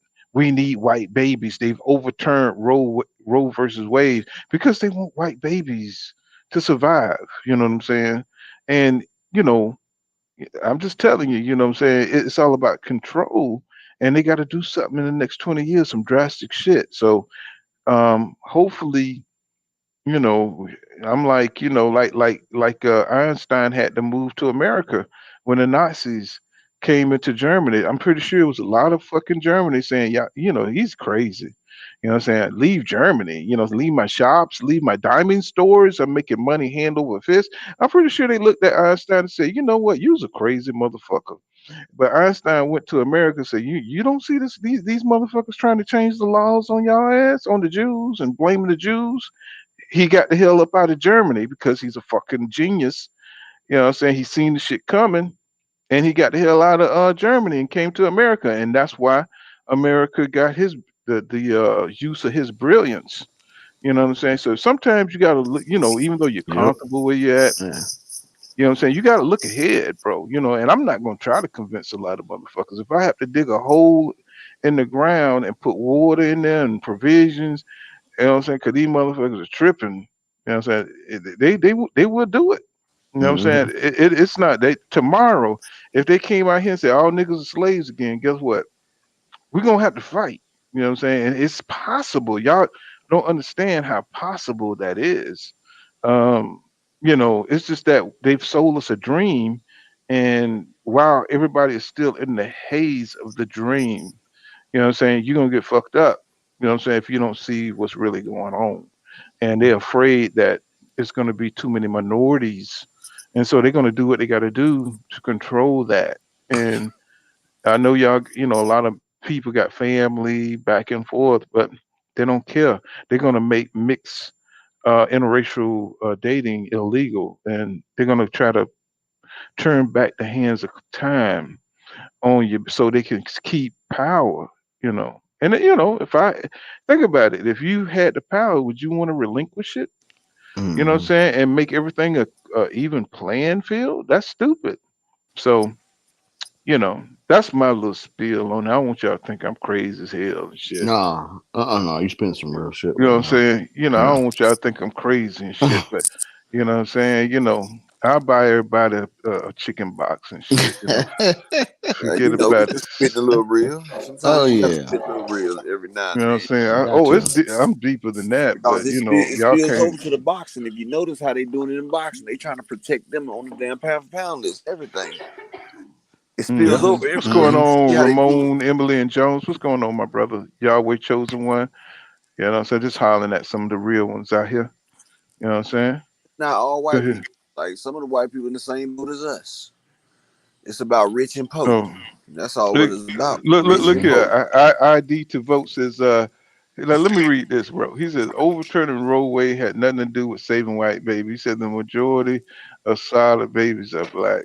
Well, that's interesting you say that, but look at the framing of what you said, bro. It ain't got shit to do to prove what you're talking about. So, let me tell you, I don't want to get on a fucking rant here, but I hate when it's always a damn. It's always, you know what I'm saying? Look, bro, don't come here with that motherfucking pussy punk ass, you know what I'm saying, propaganda shit. You know what I'm saying? Because the uppity Uncle Tom ass nigga that wants to come. Right. We were just talking about this in your own camp. And if you can't see that Roe versus Wade, you know what I'm saying, it's just common sense. This ain't got nothing to do with being a genius. You know what I'm saying? You know what I'm saying? This ain't got nothing to do with being a genius, bro. That Roe versus Wade is about for them to increase their numbers. Why do you think the goddamn Ukraine people are getting fucking reparations that they don't fucking deserve Man. because of their race? Look what they is. They need that to add to their fucking. Let me stop. Hey, Paul. I'm not. Hey, Paul. I'm gonna add something to that. You know what I found out? I don't know if y'all watched this Netflix special, Who We Are, but they said that after the slaves were free, right? Majority of the slave owners got reparated for each slave they lost. So basically, the reparations we were supposed to have, they gave it to the slave owner. Well, look at it this way. They cannot allow the black man to achieve footing. They can't allow you. Yeah, here and there, Mm-hmm. but they can't give us the foot like they do in the Ukraine, like they doing them people over there. They can't give us all $1 million. Let's say they give everybody $1 million. You know what Mm-hmm. I'm saying, for reparations. Do you know how much power that would give? You know what I'm saying, the black community. Now they ain't Yep. gonna give it to the black man. Oh They yeah. may give it to the black woman who's gonna make the deal to supplant the black man. You Mm-hmm. see what I'm saying? Mm-hmm. It's always got to be a Yep. plot. So because they know the male is the problem because we have the creativity, we have the will and the energy to build. Mm-hmm. So just like this fucking idiot, you know what I'm saying? He might be a fucking op. You know what I'm Yep. saying? Somebody in here to make For sure they sure. stay in small spaces to keep anything from building from See, grassroots. he's saying You know what some I'm saying? other dumb shit, man. You know what I'm saying? You got motherfuckers in our community who would sell out. They will give that motherfucker $100,000. You know what I'm saying? Just to let me stop, man. I'm starting to Man, get niggas crazy with it. worth a Man, hundred thousand dollars. he ain't These got a sucker clue. ass niggas that do it for 5,000. Shit, Right. You know what I'm you giving saying? them too To much keep credit us talking off about balance. 100,000. And the thing That is, You know nigga what I'm right saying? there, people he'll people do it throw it for under the bus. $100 in a pack of Newports, probably. Oh, sucker ass nigga. You know, people throw the reparations under the bus for us, but people got to realize, man, our They can't people are the one afford to that give built it this to us. country. Our They people can't built this country. Don't you put know it that this way. 33 Let me acres let in me the put it this mule? way. Let me put it If this way. look, if we If got it, that it 33 acres in the mule, that shit it transfers to over $600 million. 33 acres in the mule. well, put it this way: if we were if we were the last people on earth, those Mexican man, white man, black man, you know what I'm saying? Let's just keep it that simple. And then you got like maybe 3 women, right? You know what I'm Hmm. saying? You fighting for resources. You know what I'm saying? You want them fucking women for yourself. You know what I'm saying? So you're gonna see somebody, y'all gonna be like, hey, we're gonna be friends, we're gonna repopulate the earth, we're gonna fucking go out here and farm. No, it's gonna be some motherfuckers like, I need to get rid of these other niggas so I can have these hoes to myself. Hmm. You know what I'm saying? So I can plant my seed and my people. You know what I'm saying? That's what you're looking at. But you're gonna have niggas out there with their head in the sand, acting like it's kumbaya when it's motherfuckers who just looking at the base of survival. And that's what's going on. That's what y'all don't understand. We got a lot of technology here, we got a lot of things going on, but they're thinking very seriously. Why you think that dude went in the grocery store that day and shot all them damn people with the manifesto of Hmm. you would not replace us. You would not replace us. Because most of the world is melanated. They think they're gonna get dominated. You know what I'm saying? Just 1/6 of the world population is Chinese. 1/12 is Indian. Together, they make up 2/6 of the world's population. Just those two small ass countries right there. So the other 4/6 is all the rest of the world. And Caucasians don't even make up 1/6 of it. Nope. That's why they're I afraid think they, now. I think they make up like in all the countries. I think they make up 1/15 in the world, and so that mm-mm. scares them. Y'all finna get me put on the damn no flights list and shit. You know what I'm saying? Hey, I don't know these niggas like that. I don't know what happened. You know what I'm saying? Bob Aaron send me a contract, nigga. You know what I'm saying? You know, I'll give you shit. You know, I don't know what happened. What's going on here? I don't know. I was, these niggas talking crazy Oh and man. shit. God damn. You know what I'm saying? Shit. These We done niggas hacked getting Pool Counter's page. We hacked it. Right. mm-mm. You know what I'm saying? These niggas finna get me put in the goddamn shadow band and shit. How the hell we get on that bullshit? But Oh man. but yeah, I was looking at EJ, and his rise, and it's just weird how the Willie Lynch syndrome affect our people. We can't. It's like we can't have two thoughts in our brains and rock them at the same time. You Like know you what's can't. crazy though? Our lighter skinned brothers, our Caucasian brothers, they give EJ more respect than we do, and the Mexicans. The Oh, the Mexicans and the Mexicans love him. Caucasians, they rock with EJ tough. Like when we seen that when they went to that fight, when they was approaching Bud, this EJ House Holmes, they love some Yeah, it was. EJ. Yeah. It's the black people that hate EJ, dog. Right. They say You know it's what your I'm own saying? people that'll do you dirty. I was just thinking, man. I was just thinking. I was just thinking. Well, you like one of them old Southerners and shit, boy.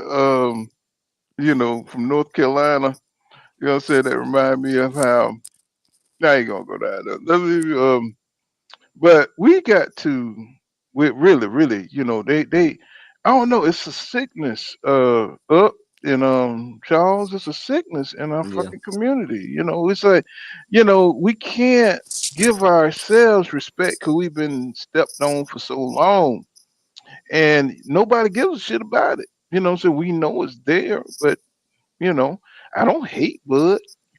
You know what I'm saying? I don't hate Bud. I think he's a fucking awesome fighter. You know what I'm saying? But they're affected by that same bullshit, trying to tear the next man down. So Yeah, you even Bud and his team, especially Bernie, the punk ass boxer. Mm-hmm.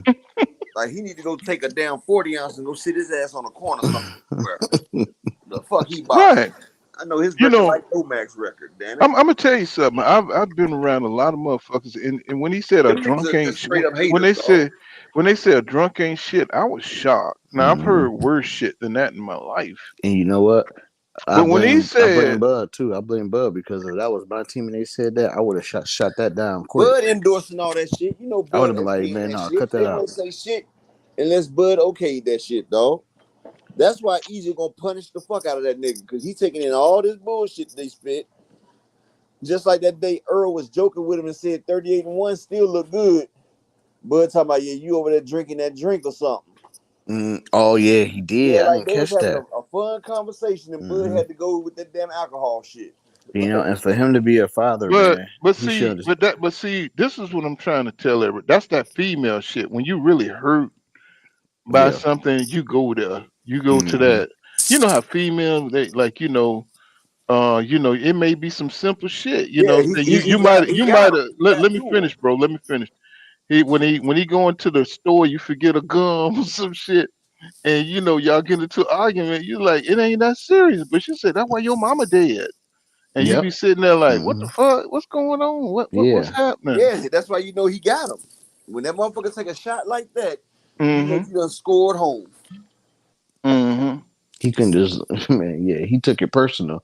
Uh, EJ was talking about Well, boxing. It I'm wasn't a even that point. serious though. They was just joking, I thought. I'm a point to you like this. You remember when Max Kellerman? I got it on my Wait, what? Up Pat. Where you go? Let me see. I'm gonna drop the link so you can Oh yeah, probably get back yeah. in. I don't think Yeah. that was the reason why I don't think that was really a joke because if you think about it, man, he could have lost his kids to the accident. So that's a But sensitive but what subject to I'm just throw saying out. is what I was trying to like convey like how Hmm. sensitive Bud is like when he was talking to Max Kellerman and Max Kellerman was trying to give him a compliment. Max Kellerman was trying to give him a compliment. He Hmm. was saying, "Hey man," he was saying, "Teddy Atlas said you are one of the most instinctual. You have the best instincts in boxing history." And Bud was like, "Well, you don't believe it?" He said, "You hate." And that kind of gave you a little picture of his personality. You know what I'm saying? Hmm. Like, he was telling Max Kellerman he hating. You know what I'm saying? And even though he was trying to like really up you up, bro. He was trying to say that you just got an endorsement from an old head who See, he got really, that Napoleon complex. mm-hmm. Always thinking somebody trying to downplay his ass, but a motherfucker be big up in him sometimes. But that's what I be saying about the Victim Olympics shit. You know what I'm saying? His fans come in the comment section with that shit and it's exhausting. It's mentally exhausting. You know what I'm saying? To have that victim Olympic shit. You know what I'm saying? Like, no, people like I try to remind them it's not enough to be a fan of Bud Crawford. You know what I'm saying? You got to be Yeah. completely um on his side and say he gonna win. No, fuck that nigga like that. You know, fuck him. You know what I'm Buy his saying? No, damn nobody. pay-per-views then. Shit. Right. You know what I'm saying? I could sit here and honestly tell everybody I have brought every one of his pay-per-views.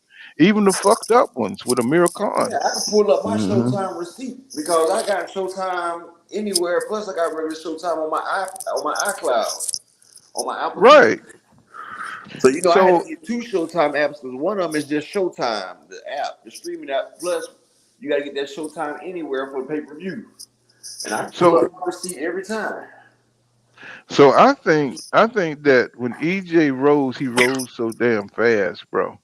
Yeah. And he rose so fast, bro. They wasn't ready. And see, let me tell y'all something. EJ a bad motherfucker, but you need other bad motherfuckers in the league. Yeah. You know what I'm saying? And see, what it is Terrence Crawford is a bad dude, but it's so much politics and so much separation now that these guys are not fighting each other. So y'all not used to that. We used to seeing these dudes. We used to seeing high caliber 50-50 fights. You guys are not. We're not used to seeing it. And they You know what I'm say he saying? rose so fast, but really he didn't because it took him 5 years to get a damn title shot with Kell Brook. They forget that he was a silver medalist in 2012 and turned pro. He fought Hmm. 5 years. He fought for 5 years without even getting the recognition. So he put his work in. He just grinded, and he was taking a lot of fights in between. And then, Hold on, bro. Read this here. I want you to read this here. Look at this. Look at that. He said, "Don't talk about being sensitive when you lanes got your panties all tied up when this nigga here checked you, don't talk about sensitive when you bro." ladies got your panties tied all up when it's hard to go check you. Dude, is that your other I'm account? trying. I'm And trying to we tell you, didn't man. hold Man, on. We First we off, we would didn't get in our never. feelings. Let What me we tell you said something. We was would he not. We always a would dumb never Uncle Tom overcome ass shit. nigga, just like you. Ain't nobody in their We feelings, hey. but Let like me tell you you, something. Uncle A Tom nigga, think that don't he got a bother me. percentage. look here, nigga ain't gonna let you lead, bro. Hey, you might. You better sit your ass down, bro. Nigga ain't gonna let you lead, nigga. Hey, that's We the lame with spirit. your ass sitting here watching though, right? Like you can go. Mm. It's damn Sunday night. Why you ain't at home with your girl or something? You feel me? You playing the hand food or something, my nigga? Like you coming over here wanting to argue with grown men online? Like who does that? Now And we we don't care could, about you the panties, know, Brooke. We just said it's always a detractor because we was talking about detractors, how they use people to detract. It was right. a plan, and like how people detract, and it was an example. We showed how there goes an Uncle Tom nigga detracting, and another example is you detracting, probably on a different account, This shit had detracting, me wanting rolling, to be bro. seen. Uncle Tom, house nigga shit. Thank you. You know, it's frustrating because you want the best for your people, but Some of you it's people just just so damn dumb. it, Just let their ass stay but dumb. some of our people are the worst. It hurts when it comes when you get the knife, like what's his name from the Roman senator? What's his name? Caesar. What was his friend name that stabbed him in the back in the Senate? E2 Brute. It was Butte. Brutus. E2 Brute. Yeah, when you get stabbed in the back by your own fucking people, bro, I it's said in one of my videos. I said E2 Brute. it's sad, bro. That's why you got to sit your ass down, because somebody gonna stab your ass in the back and fuck you over, and it'll be your own people And before it'd be we funny, before. right? This is the funniest shit. When black people make it, or when they get some money, they'll move out the hood and they stop fucking with the people that they used to fuck with, and then they don't do the same shit they used to do. And the first thing a motherfucker holler is, "Oh, they Oh, brand new." They don't I know you ain't with the understand. same Hey, people. You hold on. watch, I but you love niggas is hood people, cutthroat but and I y'all ain't just fucking with ready no to hood fuck a people nigga today. over. Mm-mm. Y'all just Hey, trying to fuck a you nigga ever over. went That's and got why a they stop lottery fucking ticket? with y'all. You ever went and got a lottery ticket? Well, look here. I love hood people. I come from the hood, but boy, look here. There's a side to the hood, nigga. You can't fuck with, y'all. Let me tell you something. It's Yep. niggas would skip your old lady, would push your old lady out the Oh way. yeah. These Grab motherfuckers her. Nigga don't kill give your a whole fuck. family and your kids if you had enough money in that motherfucker. That's why when niggas get No, I'm money, talking about just regular nigga shit. I'm talking about just Mm-hmm. straight yeah, that's what I regular said. decorum. I'm talking about straight regular decorum. Coming there with no shirt on, ass out with the drawers with holes in them. You know They'll what I'm even touch saying? a girl. They'll touch a girl just to start some drama. Yeah. I'm just trying to tell you, don't go. I don't play lottery just because of that. You know what I'm saying? I don't play lottery because I'm a hothead. You know what I'm saying? I'm that nigga like, I ain't gonna sit here and brag about what I do because I'll Mm-hmm. do it to you. Yeah, I would just go ahead and get it Mm-hmm. popping, and I deal with the consequences Yeah, first. that's me. You know Yep. what I'm saying? Bro, I ain't Now, gonna I ain't brag, saying I but want to go do 10 years again. I mean, hell no, I ain't trying to do it. But my respect has a price, and they will call me Mister Get It Popping if I have to. we need to calm the fuck down. But the only reason I do that if it's over my wife and my kids, We need to because calm I the done got fuck to the down. point now that I know who I am as a man. So these petty ass niggas can't get me off my square But because you just don't know though. They come up with so much new fuck shit. yeah. You But know, at the end of the day, they come up with them what crazy as fuck. And I say, you know what? that's why I move the way I move. I don't. That's why I don't But get look, lottery at the end tickets. of the day, Telling y'all, stay away from 7-Eleven. Tell that's you, what I said. don't get them wings. Don't go get no wings, nigga.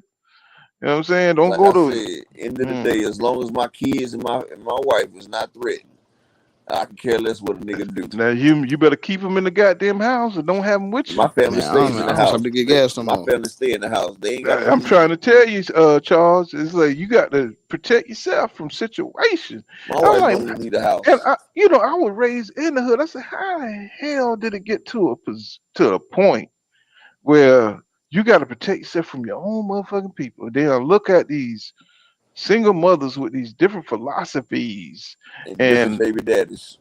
different ways of looking. Kids raised up on chicken McNuggets, cold chicken McNuggets. You know what I'm saying? It's like, God damn. Mm-hmm. You know what I'm saying? It's I almost worse experienced than that, man. drugs flooding the ghettos. Yep, I experienced that, Mm. man. I had graduated from college. I came Mm-hmm. back to the hood, and the energy changed.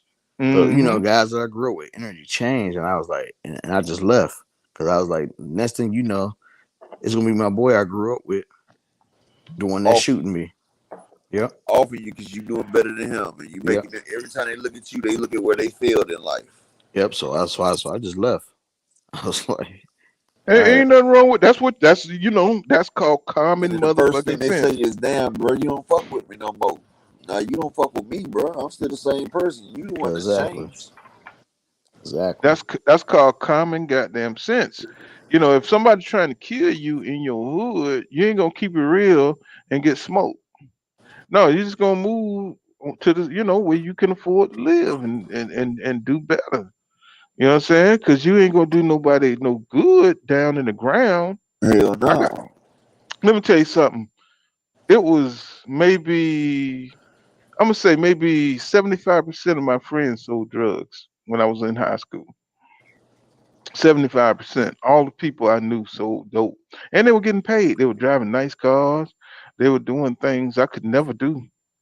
But I couldn't see myself. I seen how the drugs was affecting the community. Well, I mean, because I could see it, because niggas was screwing these crackheads, and I seen how it affect the community. I couldn't do it. I couldn't sell the dope. You know what I'm saying? Even though I could have made some good money, I could have goddamn did whatever, you know what I'm saying? But I just couldn't do it, you know what I'm saying? But that's just decisions you're gonna have to make moving forward, bro. Cause we living in some weird times right now. You got people with different agendas trying to get our youth, you know what I'm saying, to fuck up the community, got our women, you know what I'm saying, giving them high rises and shit to put messages and propaganda out there. So against males, because we the threat against the white black males. I mean the white males. We're their competition, put it that way. So they got to supplant us. They got to make sure we never rise. You know what I'm saying? To our prominent positions. They always got to put out that we're gay or something. You know what I'm saying? Oh, We're what Pat we're was uh saying. Right. You know what I'm saying? They know And the funny thing about it, they'll make sure we don't rise because they'll just put those crab ass niggas that'll pull you right back down. Right. I've sat there and watched crabs in the barrel, and I've seen a couple crabs get all the way to the lid, and another one just hooks him on the back leg and pulls his ass right back down. And then that motherfucker's at the top. And it's just funny as hell. That's a great What's going analogy. on, PGH Big Dog? Mike Biggs Boxing. Y'all subscribe to these channels. These are other wise men, you know what I'm saying, that's been through some shit, you know what I'm saying? Y'all can, we're a family here, bro. You know what I'm saying? Whatever you want to talk about with me, you know what I'm saying? It's all good. You know what I'm saying? I'll let you know what's happening. You know what I'm saying? What's going on, Drake State Farm Reloaded? What's going on? I've seen you before. He said, "What's up, Pool? Conversation, Brody." You know what I'm saying? And he said the hate crime from Patrick Alexander said the hate crimes from everybody were forced to fight him. He said everybody made excuses not to fight Errol. He said he took over. Now they jealous. Just like the new kid in town. You know what I'm Just like saying? Keith Thurman. Keith Thurman was the big fish. And everybody was like, Keith Thurman he's the unified welterweight. He the best welterweight. And he just kept ducking Earl. Earl kept asking him. He kept pushing him off.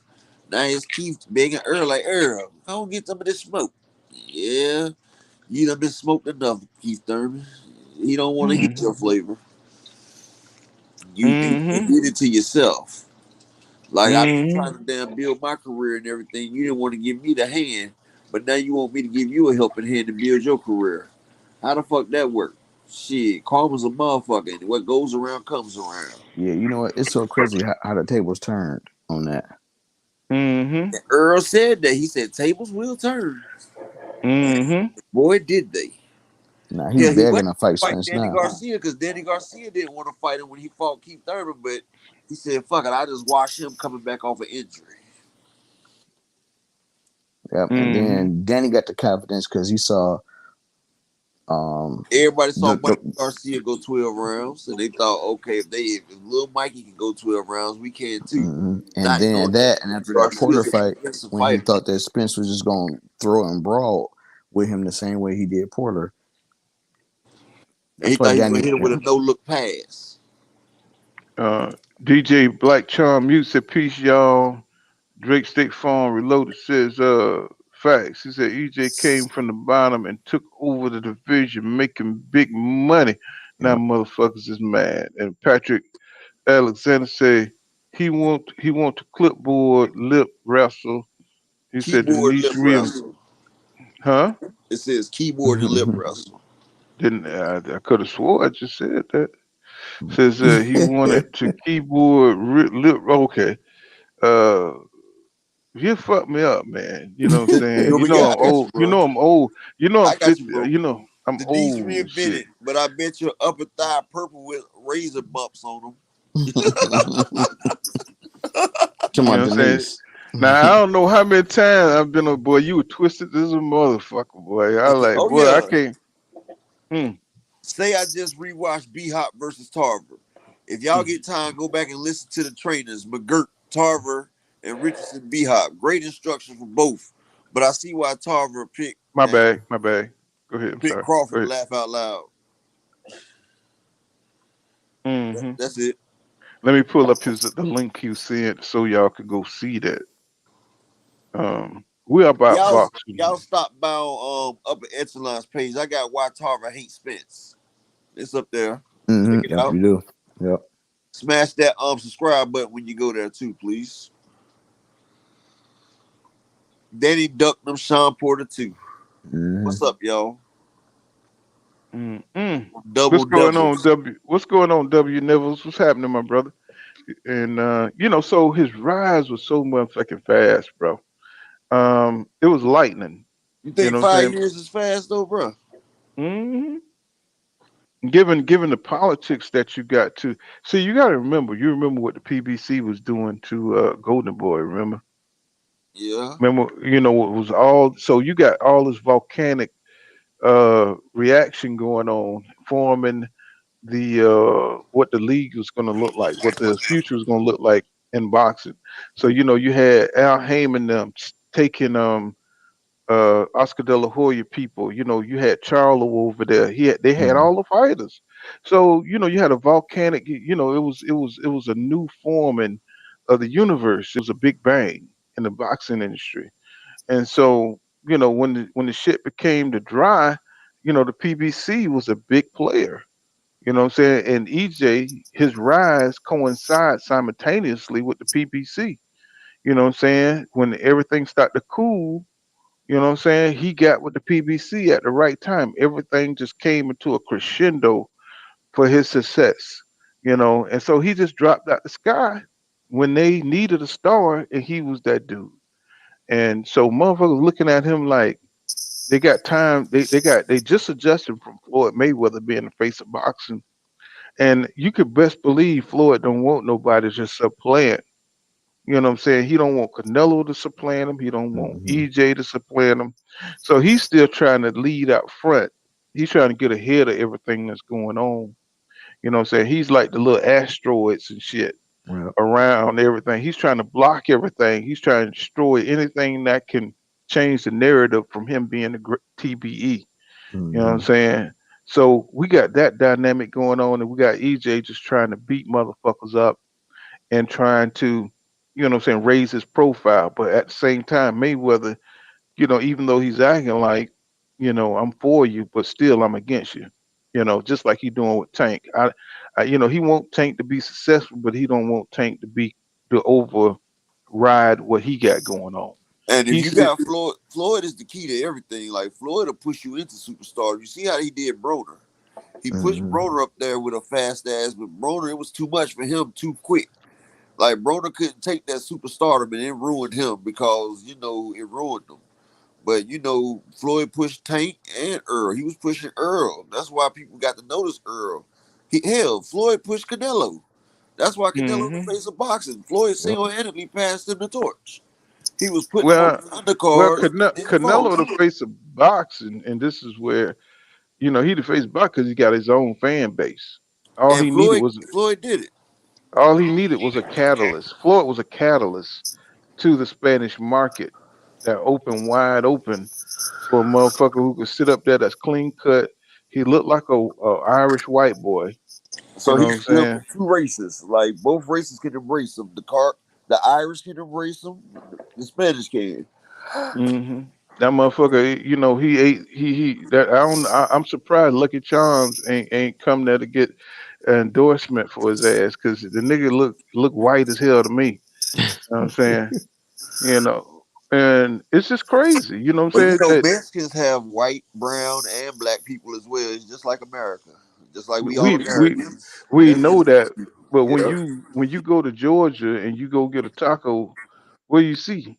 You see that? Do you see the Irish looking Mexican? You know what I'm saying? They see anything that's closer to white is considered elite, and you could be sold. You're marketable.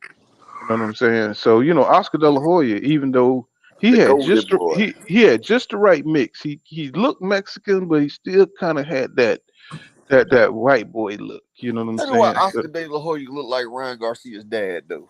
Like he could be Ryan Garcia's dad for real. mm-hmm, mm-hmm. I could see that. Let me find out that's his real dad. The other guy just faking. You know what I'm saying? If that motherfucker got any proclivities towards spatulas, you know something going on. You know what I'm saying? You know something going on. If that nigga likes spatulas, there's something happening. You know, there's something happening. There's something to it. So, DJ Black Charm, you said EJ didn't have a squad coming in. He said he didn't sign with TMT. Rumors of him beating up Floyd. Had to fight. He said he had to fight Bundu after Jerry and Peterson stepped up to showcase how much of a beast EJ was. Hey That sums it. DJ, go check out my Errol Spence movie. It'll show you where Floyd was promoting him. Like Mm-hmm. Floyd was promoting him, and he was telling Keith Thurman, "If you want my belts, fight EJ, and I can give you a title shot for it." Like I Well, got it on there. Just go check out my Errol Spence movie.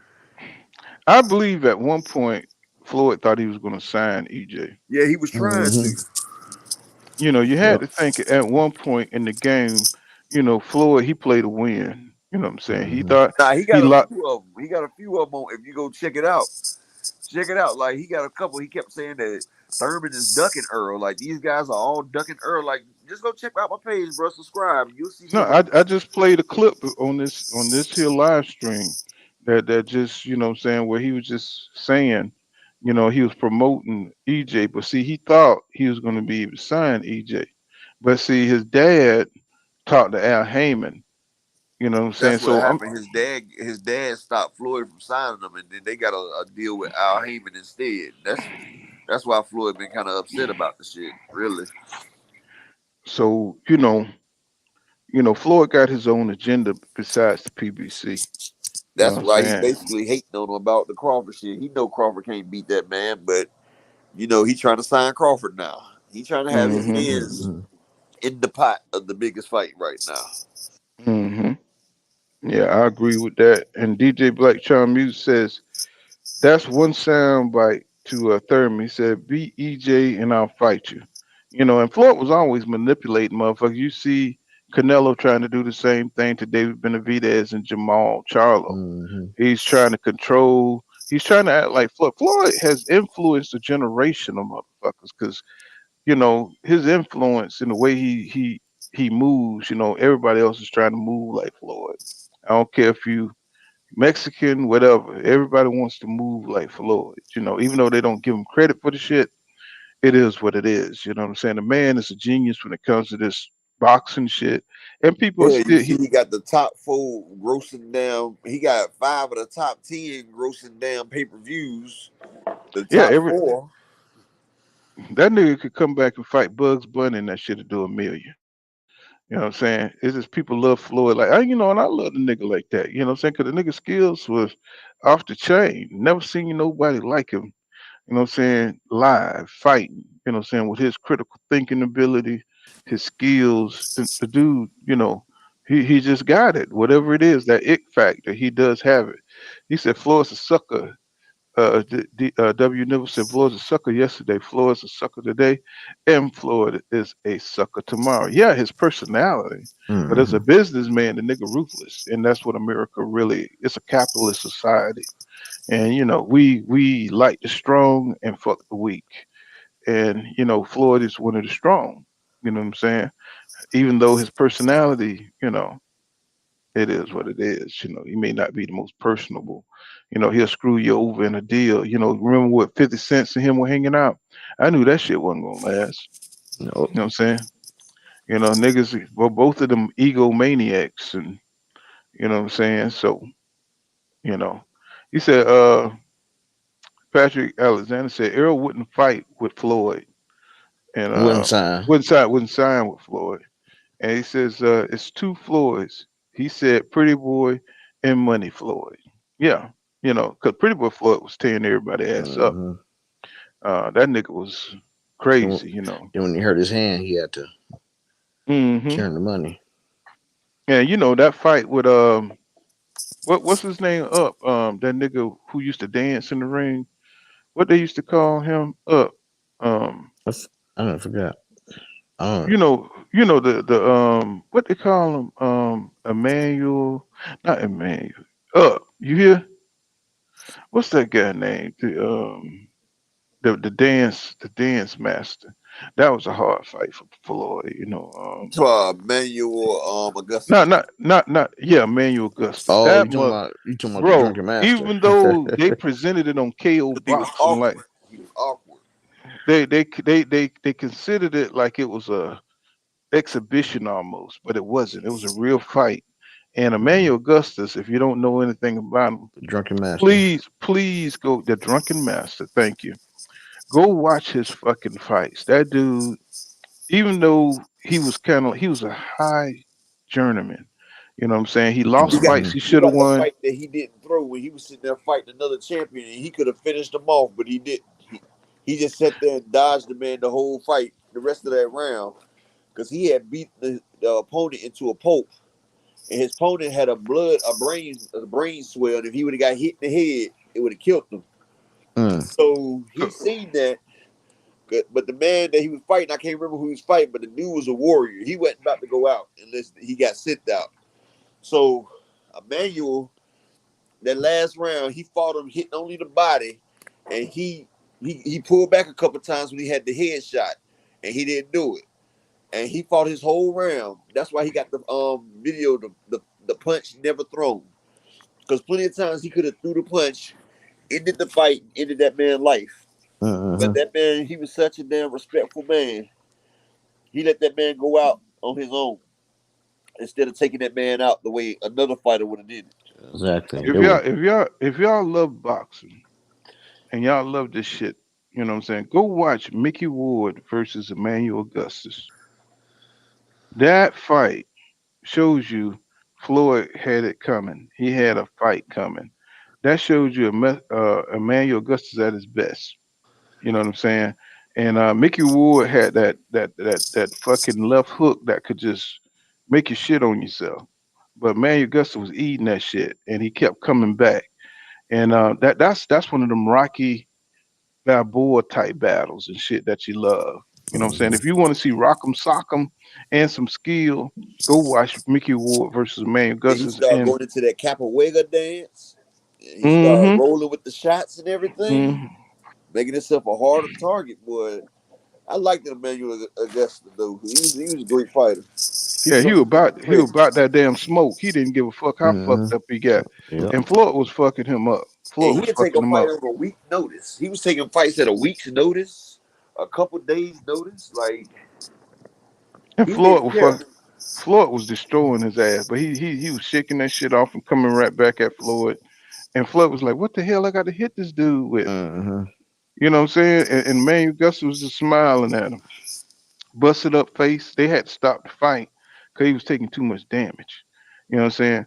So I say all that to say, Floyd, he earned his way. Be called Money Mayweather because he went through some shit. You know what I'm saying? He went through some real fighters. Yeah, And for sure. that's why when I Pound look at for pound, number two, Diego Corrales. Floyd was the underdog but against see Diego that's Corrales. but this is why when Yep. people I see these Bud, fans, y'all don't y'all see the fighters he fought and bro, Let's not compare it. it's no comparison, bro. You can't look at Floyd record with respect and you see if you've seen the fights I've seen, you know what I'm saying, you know that them dudes wasn't shit. You know what I'm saying? Now he's fighting a 50-50 fight with Errol Spence Jr. This is a regular championship fight You for know what? old heads. You know what, Pooh? It's That's it's because not so many people. That's because so many people is used to Money Mayweather or started watching boxing when it was Money Mayweather, and they right, never got a chance to experience Pretty Yeah, Boy. they didn't see Pretty Boy, but Pretty Boy right. was a monster. See, Like, and see, spin him we up. were used He to was a seeing problem. we were used to seeing Terry Norris and Hawk. We used to seeing 50-50 fights. You guys are not used to seeing 50-50 fights. It's a Like Holyfield generational gap. Tyson, Holyfield Lewis. Like, we used to Right. see the Y'all type of not used fights. to seeing that. So Roy when Jones we and James when we Toney, tell Roy you Jones and Bernard Hopkins. Like, we so used to when see these Yep. type of fights. so when we tell you that Bud haven't fought nobody, you know what I'm saying? It ain't coming just because we don't like Bud. It's just because the motherfucker ain't fought nobody. You know what I'm saying? He ain't had nobody in them He would even make it on divisions. HBO with the people he fighting right now. Right. I'm not saying that Bud isn't a great skillful fighter. You know what I'm saying? What we're saying is the motherfucker ain't had nobody to test himself against. You know what I'm saying? These dudes don't have the skills of fighters of the past. And we see what Bud can do in the ring, but you look at EJ and you look at the motherfuckers he fought. He had motherfuckers that really was trying to kill him in the ring. You're only as good as Yeah. your dance partner. If you ain't got a good dance partner, So I mean, some people can relate, some people can't. You if know you what I'm ain't saying? got a DJ, good dance partner, can't nobody tell how really good you are. right? And DJ go ahead. Black Charm, DJ Black Charm Mute says, okay, he says Ugas regretted punch EJ after the mouthpiece, but y'all remember when Shane caught Floyd laugh out loud, Shane regretted the hell out of that shot, laugh out loud, yeah, Oh because yeah, Floyd agree with that. Floyd knew he had lost focus. You know what I'm saying? So, because some of these dudes, they so good, like Terrence Crawford, like when he got caught, he know he's better than that. when he got called against Aegis Kavalauskas, he knew he was such a low level dude. He was so much See, he didn't better even than come him. out to fight right there. Right. Like, if you play Just when he chess fought against lower Gamboa. opponents, your chess game is bad.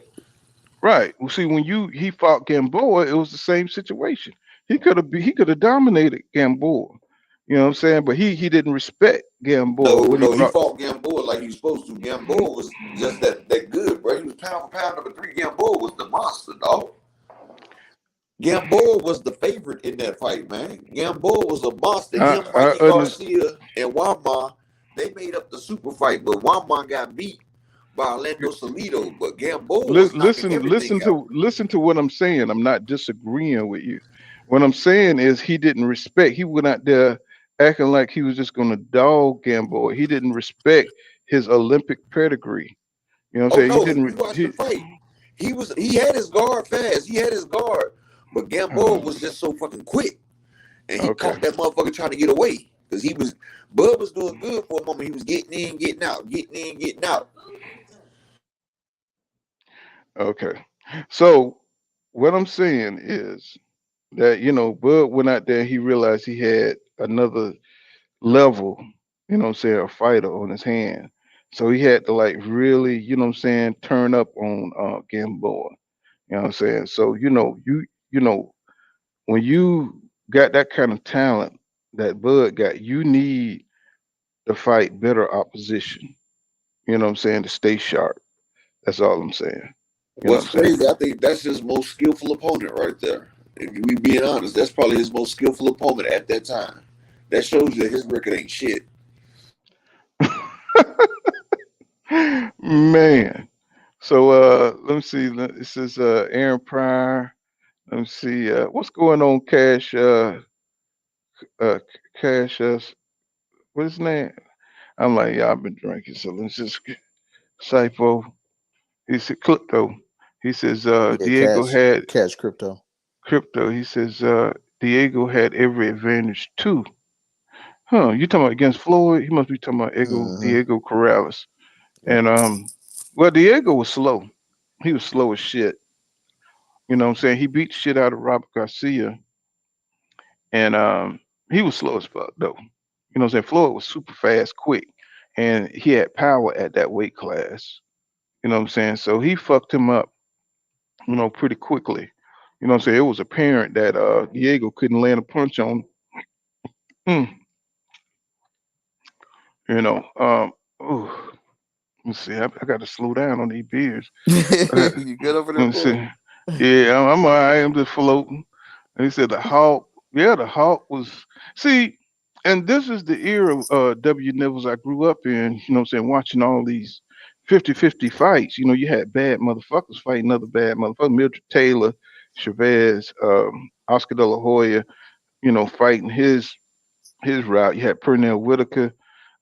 So when I see a fighter like Terrence Bud Crawford, you know what I'm saying? He fighting Ricky Burns. He's fighting Thomas Delorme. These dudes ain't shit. You know what I'm saying? These dudes ain't shit. Not to test a special fighter. Roy Jones was lucky enough to get James Toney. He's supposed to have fought the Hawk. Believe it or not, a lot of people don't know that. You know about that up? I didn't know about that.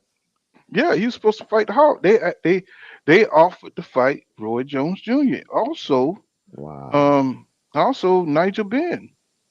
You know what I'm saying? Nigel Benn wanted to fight Roy Jones Jr. Called him out. You know what I'm saying? But Roy was at the beginning of his career. Yeah. And right. You know what I'm saying? So, they were calling out Roy. Glenn McClellan was Roy Jones Jr. Gerald. I keep calling him off of Glenn. Gerald McClellan, he was a friend of Roy, but shit, eventually they were gonna have to cross paths. So this is what the old heads are used to. You know what I'm saying? When we say Bud haven't fought in real competition, this is what we mean. We think he's a special fighter, but he haven't had the test. And he, if you go 38 fights and you like these Mexican dudes like McGill, he got about 40 fights. He haven't fought shit. Fought nobody. And he a champion. Yep. You know what I'm saying? So look at Anthony Joshua. Yep. I mean, he finally got exposed after them niggas selling the belts to him. You know what I'm saying? Now you got to fight somebody you trying to avoid because you ain't shit. You know what I'm saying? Now you got to fight some real dudes with some real skill. Now you scared. Now you got to show what you got to go for what you know. And that's what we're telling you about Bud. We've seen this shit. We've been around boxing for too long. Not that he don't have skills, not that he can't win, Right. but he just haven't had the opposition of a real motherfucker that's gonna take you there. You know what I'm saying? That's what EJ represents. And y'all keep saying, we think EJ is Superman. No, it's a 50-50 fight that he's never faced. That he never been in. He's always had the advantage like Canelo. And Canelo, he went into a 50-50 fight with Bivol, and look what happened to him. Mm-hmm. And we're just trying to prepare y'all because you could look good against 100 tomato cans, but when you come across that one dude that's ain't scared of your skills, ain't worried about your height, he just fit to get in your ass, and you know what I'm saying. You're gonna have to try to figure out a way to win, Yep. and that's what we're talking about, and we can't get to that conversation, unless y'all think everybody hating. So Jalen Cloud says, "Pretty boy would get you up out of there, savage, savage what? Com- Composure and uh, power, and and I'm power." gonna add on to that speed as well. Mm-hmm. Mm-hmm. Man, And Pretty Boy speed. yeah, the motherfucker was a beautiful thing to watch. My favorite fight by Floyd Mayweather was when he fought in Inoue, and he showed so much technical ability, and he beat Inoue with so much precision. And the pull counter. That's why my boxing channel named Mm-hmm. Pull Counter, because of that fight right there. Because he hit him with about 4, 5 pull counters and knocked his ass out with a pull counter. I was like, this dude is crazy good, bro. You know Yep. what I'm saying? And he always do that pull counter, and he was doing that throughout his career. Mm-hmm. Even as Money was still doing the pull counter. Mm-hmm. And, he do that little lean forward. You seen how he did Juan Oh yeah. Marquez, right? Mm-hmm. You know what I'm saying? And he did well against Manny Pacquiao, but that fight right there would have showed you that he was going to beat Manny Pacquiao ass, even though the Yep. triangle theory don't work. But you can see how he controlled range, how evasive and defensive Floyd is. That Manny Pacquiao is just an offensive machine. Yep. That but the thing is, Bud don't have that kind of defensive ability. You know what I'm saying? Against a pressure fighter like EJ. Nope. And you know, but that's what I was looking at, you know what I'm saying? So it ain't no hate on Bud. It's just that he's not as defensively gifted as a Floyd Mayweather. You know what I'm saying? Great offensive fighter though, great counter puncher. You know what I'm saying? So Elijah says no inside fight, no shoulder roll like Haney and Tank. I think Haney shoulder roll is busted as fuck. You know what I'm saying? Mm-hmm. Hey, when he get on them ropes, he just choose the wrong timing, the Yeah. wrong range to use it, and he need to get away from it because he don't know the dynamics of how to use that. And Candy Slim 501 says Floyd was a pro, that the underdog in 2 or 3 fights at most. Manuel Augustus was 22 wins, 16 losses. Lord, he said, Lord, what? Lord have mercy. Lord have mercy. He was Mm-hmm. 22 and 16. Yeah. Mm-hmm. But But you Floyd was know what? style. That's just a record. Dang. You know, when you get in that ring with somebody, that 22 and 16 you don't really feel like you in there with a 22 and 16 fighter. And that's what Floyd's basically saying. Like, like he was the Yeah. hardest fighter that I had to fight.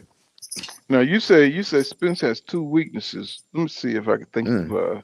EJ weaknesses. Is his I think it's his left side. Sometimes he drop his guard, and sometimes he overreach. Mm.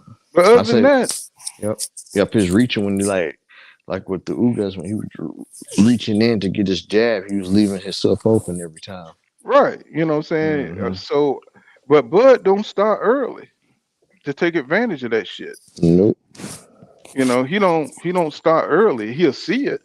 And if you hit EJ, he gonna straighten up. Cause Ugas took advantage of that shit. And he was catching EJ on the other side. He was doing that little So dip. when you hit him, he just start going in a different way. Instead of going clockwise, he start going counterclockwise on your ass. Plus he got that punch resistance shit. That Texas, you know what I'm saying? That That's Texas. the way he trains. He trains to get hit in a fight. So when he gets hit, and people gotta realize he's fighting light heavyweights and middleweights and junior middleweights in there when he's sparring. That's what he do. He don't spar nobody in welterweight. All his sparring partners are heavier than him, and they are taught to hit him as he does his combo, so he can take it just in case he ever get blindsided while he's in a fight. You know, they do real world scenarios.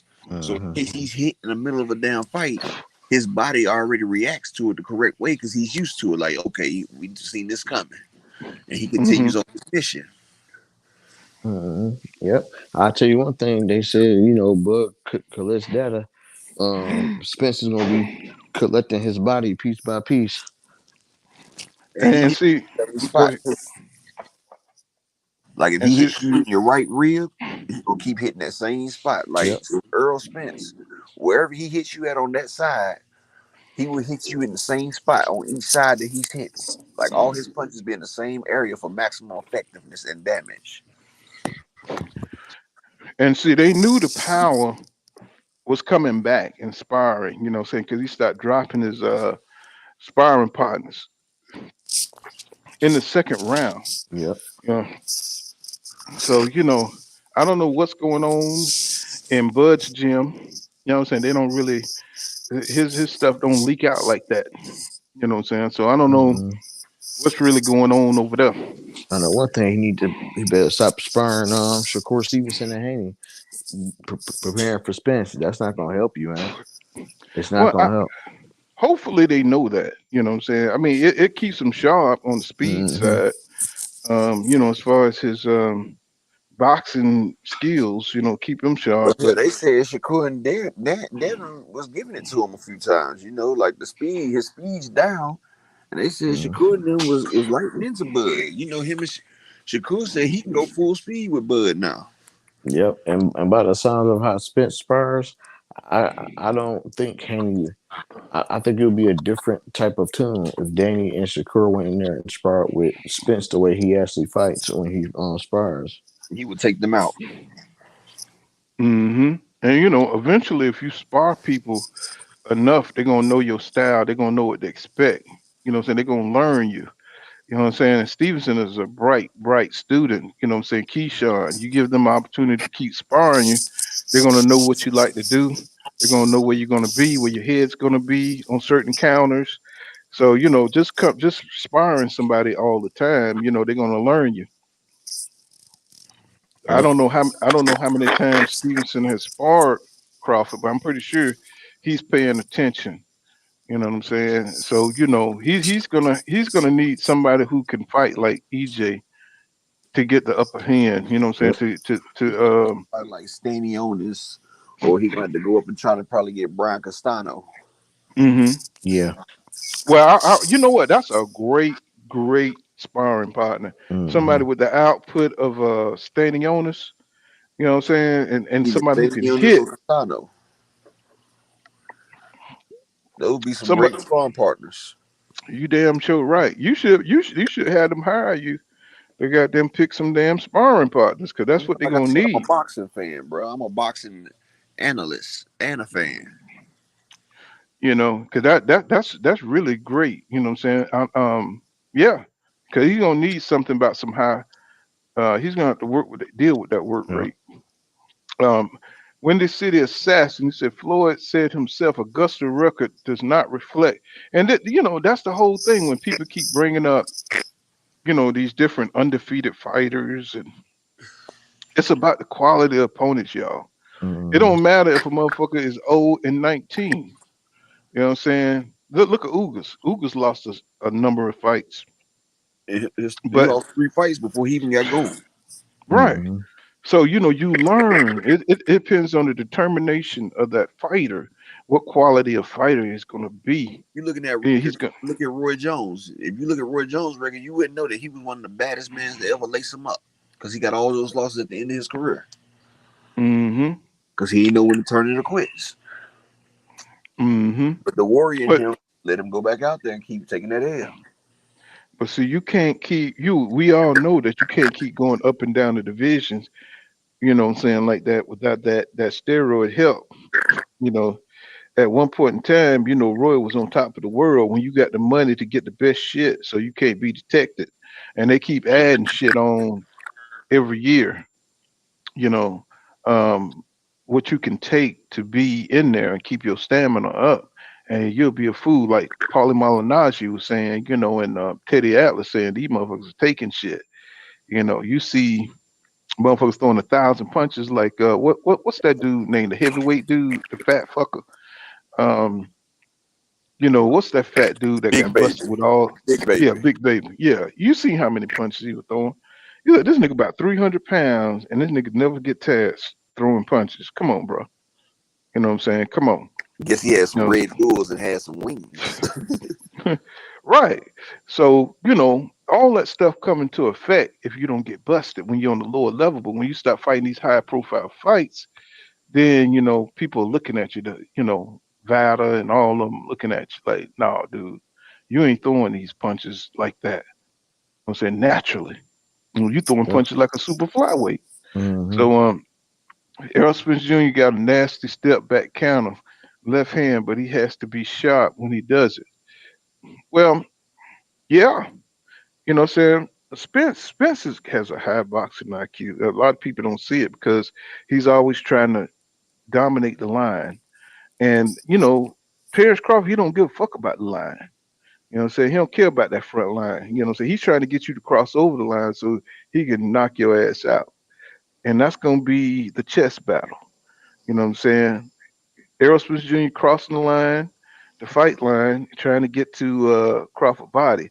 So Bud's gonna be trying to kick back and trying to catch him, but at the same time he's gonna have to stand his ground at times and fight. And he's gonna have to survive those moments either through clinching or through, say getting the best of the exchange. And that's where the pace of the fight and the momentum of the fight gonna change right there. You know what I'm saying? So who's gonna impose that style? Let's see. Candy Slim, 501 says Floyd was only the underdog at 2 or 3 fights at most. He says y'all saying Bud ain't fought shit, but gloss over Augustus at 16 losses. But Augustus fought everybody, bro. Augustus fought every goddamn. But when I say Augustus fought everybody, he fought All the smoke. everybody. And some of them most of them he should have won. A lot of them he lost through the politics of boxing. You know what I'm saying? Some people didn't want to fuck with Augustus because they knew what they were looking at. Floyd shouldn't have fought Augustus if we was living in today's time. He wouldn't have fought Augustus. You know what I'm saying? That's why we're looking at boxing the way we're looking at it today. That's why we was trying to scream why Terrence Crawford didn't go over to the BBC in 2018 because that's what the smoke was. But everybody's like, Bud got to do what he want to do. He can do what he want to do. He don't have to go over there. There's no guarantee he gonna get. Bro, what y'all talking about? You know what I'm saying? It's one thing to be a fan, but it's another thing to be an idiot. You know what I'm saying? This man need to go where he can make the fights. Fuck the easy fights over at Top Rank. Go to where your name is going to be, celebrated for beating the competition you need to fight. And that's all it is against Bud. It's nothing else. It ain't nothing about them ramen noodles or those Dollar Trees he's buying in Omaha. It ain't got nothing to do with him wrestling them white boys in the gym. Ain't got nothing to do with that. It's about he's a very special fighter that has a lot of skill, and we want to see him fight the best. That's it. Let me see. Jalen said, I think He said, I think that reaching was mostly ring rust. I think so too. You know what I'm saying? But if not, you know, Bud gonna make a correction. I You know mean, what we I'm gotta saying? realize Earl's been in the ring 3 times in 5 years. That's why Derrick James told him we got to go back to the lab. Derrick James see all that, and like Earl said, he's excited, so his timing was off. You know, he be back up under the bright lights, heard that crowd. Now it's business as usual. You know, he got that first fight out the way. Now he about to be the damn body snatcher we know and love, and he gonna handle his business because he got something to prove to Crawford. All them funny ass jokes y'all made, you gotta stand on that shit. So Candy Slim 501 said, tell Errol to sign the contract. It's already signed, bro. I mean, think about it. Sign the contract. It ain't about no back and forth. You see who trying to make the fight. You know what I'm saying? They killed And me yeah, with this damn shit. They sitting there, everybody saying that Earl agreed to everything. They're waiting on Crawford. Earl can't make Crawford sign. right. But you know, but my thing is, why do they hate Errol Spence Jr. so bad that they want to make it seem like he don't want to fight? You know what I'm saying? This dude has done everything that he said he's gonna do. You know what I'm saying? And he's That should just so tell open to the fans. Like, that nigga's a fan. He's very fan friendly, dog. Like, he's the people's champ. And they hate that shit. You know what I'm saying? He's the people's champ. I hate to tell y'all, even though he's an introvert and he don't like motherfuckers, you know what I'm saying? He's still the people's champ. You know what I'm saying? Because he's open and he's telling you what it is, even to a he don't fault. mix words. He go ahead and tell you what it is without all that damn song and dance bullshit that people normally doing. You know, yeah, Errol is more likely to tell you what's going on than Terrence Crawford can. You know, they're gonna try to mislead you. And that's all he spits is the truth. So he tells you the truth. He tells you how it is. These other people tell you how it might be. Okay, so he said, laugh out loud. He said Augusta had 6. Who's snoring? Mm-mm. Mm. So laugh out loud. That's you. That's you, Charles.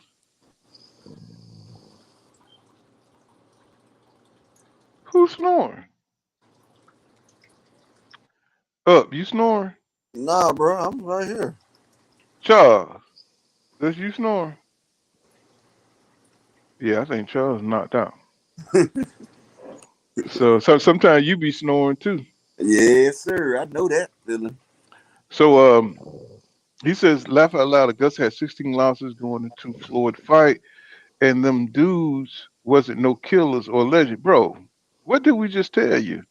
Didn't I just give you some fights to go check out Emmanuel Augustus, bro? Man, you cannot shit on Emmanuel Augustus like that, bro.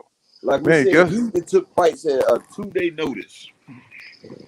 He done took a fight at a 2-day notice. Come on, man. That man wouldn't get in there with anybody, any shape. bro, Emmanuel Augustus was hell, bro. You know what I'm saying? Till he got broke down and he went through personal fucked up shit.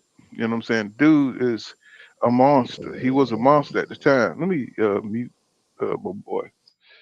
So I need to know when people say Crawford's a killer, how? You know what I'm saying? He's a great finisher. You know what I'm saying? You know, Everybody always talking about Earl ain't knocked nobody out. No, Earl knocked out Bundu. Name one person that Crawford knocked out. And I ain't talking about TKO. I'm talking about knocked out. And then they always talking about Earl don't knock people out. No, Earl will knock a person out. I don't know one person on Crawford resume that he done knocked out. It might be some old fights, but I don't know one. Mm-hmm. So he says it's because he never got 10 knockouts in a row. That's not impressive against the opposition he fought, bro. Cash Crypto says Bud made sure he stayed protected so he would get this fight with Spence. Right. And see, that's what people are seeing. It's all a strategic move. We're used to seeing people who want to be the best no matter what. You know what I'm saying? So, and I'll put it this way. to look at Crawford, he would have knocked Boots off. Looking at the kind of fighter he is, he would have fought Boots to let y'all know, to let motherfuckers know, it ain't nobody can fuck with me.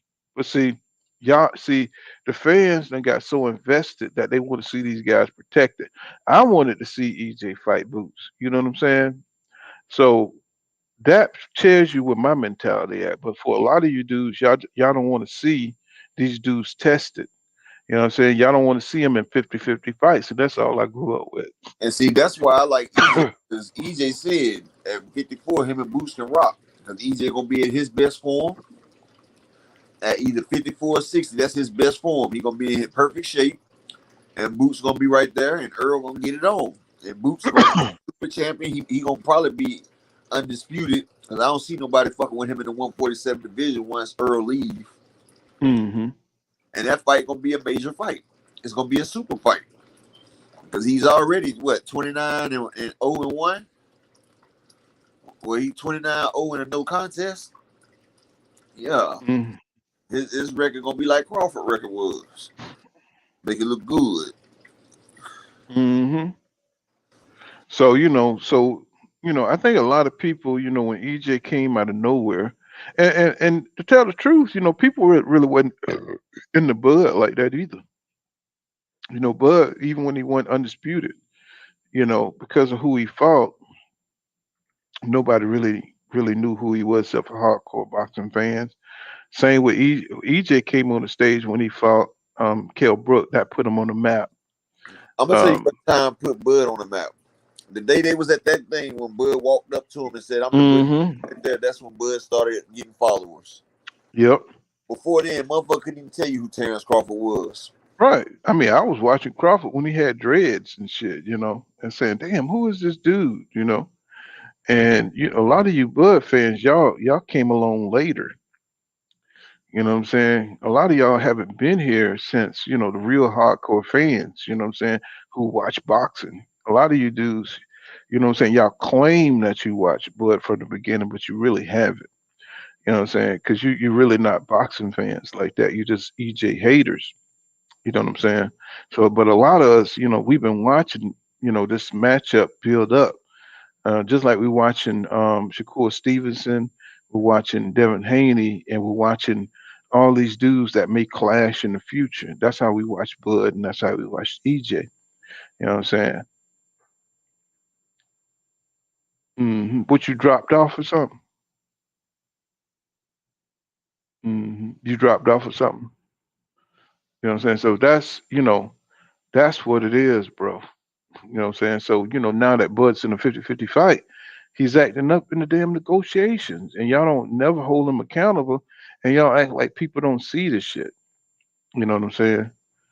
Y'all acting like, what I'm saying, people don't see the energy change in Terrence Crawford, and that's a big energy change, bro. He's not being as disrespectful. You know what I'm saying? What's going on, Ronaldo Mitchell? He said, Kenny Slim, every fight Spence had since he beat Kell Brook, he's been a little defensive, shaking my head. Right. So, you know what I'm saying? So that's what it is, bro. What's up? You fell off, bro? I don't know what the hell happened, bro. Your other profile's still up here like ain't nothing happened. So Yeah, you got but it be doing that shit every time. It'll kick like me off, and then I had to log back on, and then it still be up there. I'm like, what the hell? like to say that damn stream yard, this shit, sometimes that shit throw my ass off, and I have to try to get back in. Y'all be talking. You know what I'm saying? But yeah, man, you know. So EJ, after he beat Kell Brook, you know what I'm saying? And he was on a layoff. He came off a layoff on that fight too. And so, He couldn't get no fighters. Like, he couldn't get no opponents. Well, the IBF was full of vacant fucking spots, bro. You know what I'm saying? It was, nobody wanted to risk their O to EJ. So, he was after Keith Thurman. They had to force Ocampo. Yeah, they sure did. And the dude that he was supposed to fight, what's his name, Constantine something? He act like he had a fucked up hand. He didn't want to fight EJ. Yeah, so Bundy had to get it. Right. So his rise was so fast, and I don't think the legends seeing it coming. They wasn't watching. Roy Jones was watching Bud Crawford over at HBO, watching Bud knock motherfuckers out. No, you want me to tell you what it was though? It's called the legends. They all hated Floyd. Everybody hated Floyd because Floyd was undefeated, and Floyd made more money than anybody in boxing. You see how Mike Tyson hated Floyd? He acted like he was gonna hit Floyd that time at the ceremony. Remember? Mm-hmm. Nobody liked the Money Mayweather. And look, EJ had the attention of Floyd, and so since Floyd was giving that man his attention, he started getting that hate as well because people associated EJ with Floyd. Mm-hmm. And they started That getting makes him that sense. damn hate because they hate Floyd that damn much. Yeah, a lot of motherfuckers hate Floyd like that. People will buy Floyd fight just to see him lose when they really paying them. Mm-hmm. And shit, that's true. You know what I'm saying?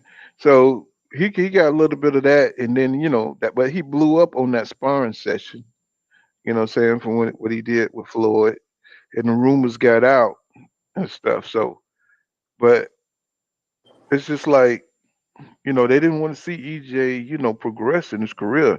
And you think with all the adversity this motherfucker went through, what I'm saying, through the car crash, that's a story that you would think the media would take and push him to the next level, but He no. put America on his back and went and fought for us in the Olympics. Like, damn. Right. That even that shit, with that, Floyd went through controversial. Roy went through controversial shit in the Olympics. You know what I'm saying? But instead of them pushing and making them greater, you know what I'm saying, they ignore all that shit, and that's how there's an agenda to downplay. Because these are great. It's great for views. It's great for it's a dramatic event, and then you come back to compete on a world class level, right? So this But is you a know something great. funny? Everybody Mm, that go to the Olympics and get controversy, right? mm-hmm. They always become superstars. Right. Floyd, Roy, Earl. It's like it's a controversial story that launches you into your boxing career. Yeah. Like now he got a chip on his shoulder because he was cheating in the Olympics. Yeah. Spence was cheated. You know what I'm saying? Spence was cheated. Roy was cheated. You know what I'm saying? Yeah, they But had to it's, turn the decision around. Like yeah. Spence beat that boy so bad, they cheated on him so bad. The committee had to go back and change the decision. But by Mm-hmm. then, the emotional damage had been done. Because then when EJ had to go back up and fight the damn semifinal match, he wasn't even into it. Mm-hmm. Like the damage was already done. He was just ready to get the hell out of there. He took a man's dreams and made it Yeah. dirty. Like he Yeah. took When you something pure like boxing and made it dirty. yeah when you see the shit is rigged, it's like the shit ain't right. You see a motherfucker, you playing cards and motherfuckers always cheating.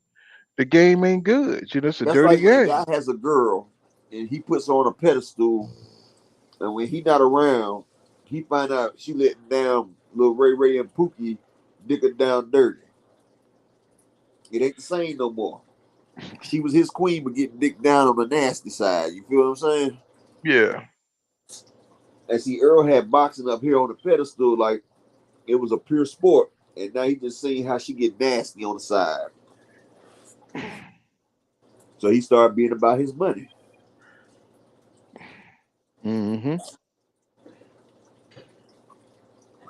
So that's I think that because these fighters, because they considering Bud for the Hall of Fame, they can fuck with Bud because he's looked at as a Hall of Famer, and EJ, he's new on the scene, and his rise was rapid, rapidly pushed to the front.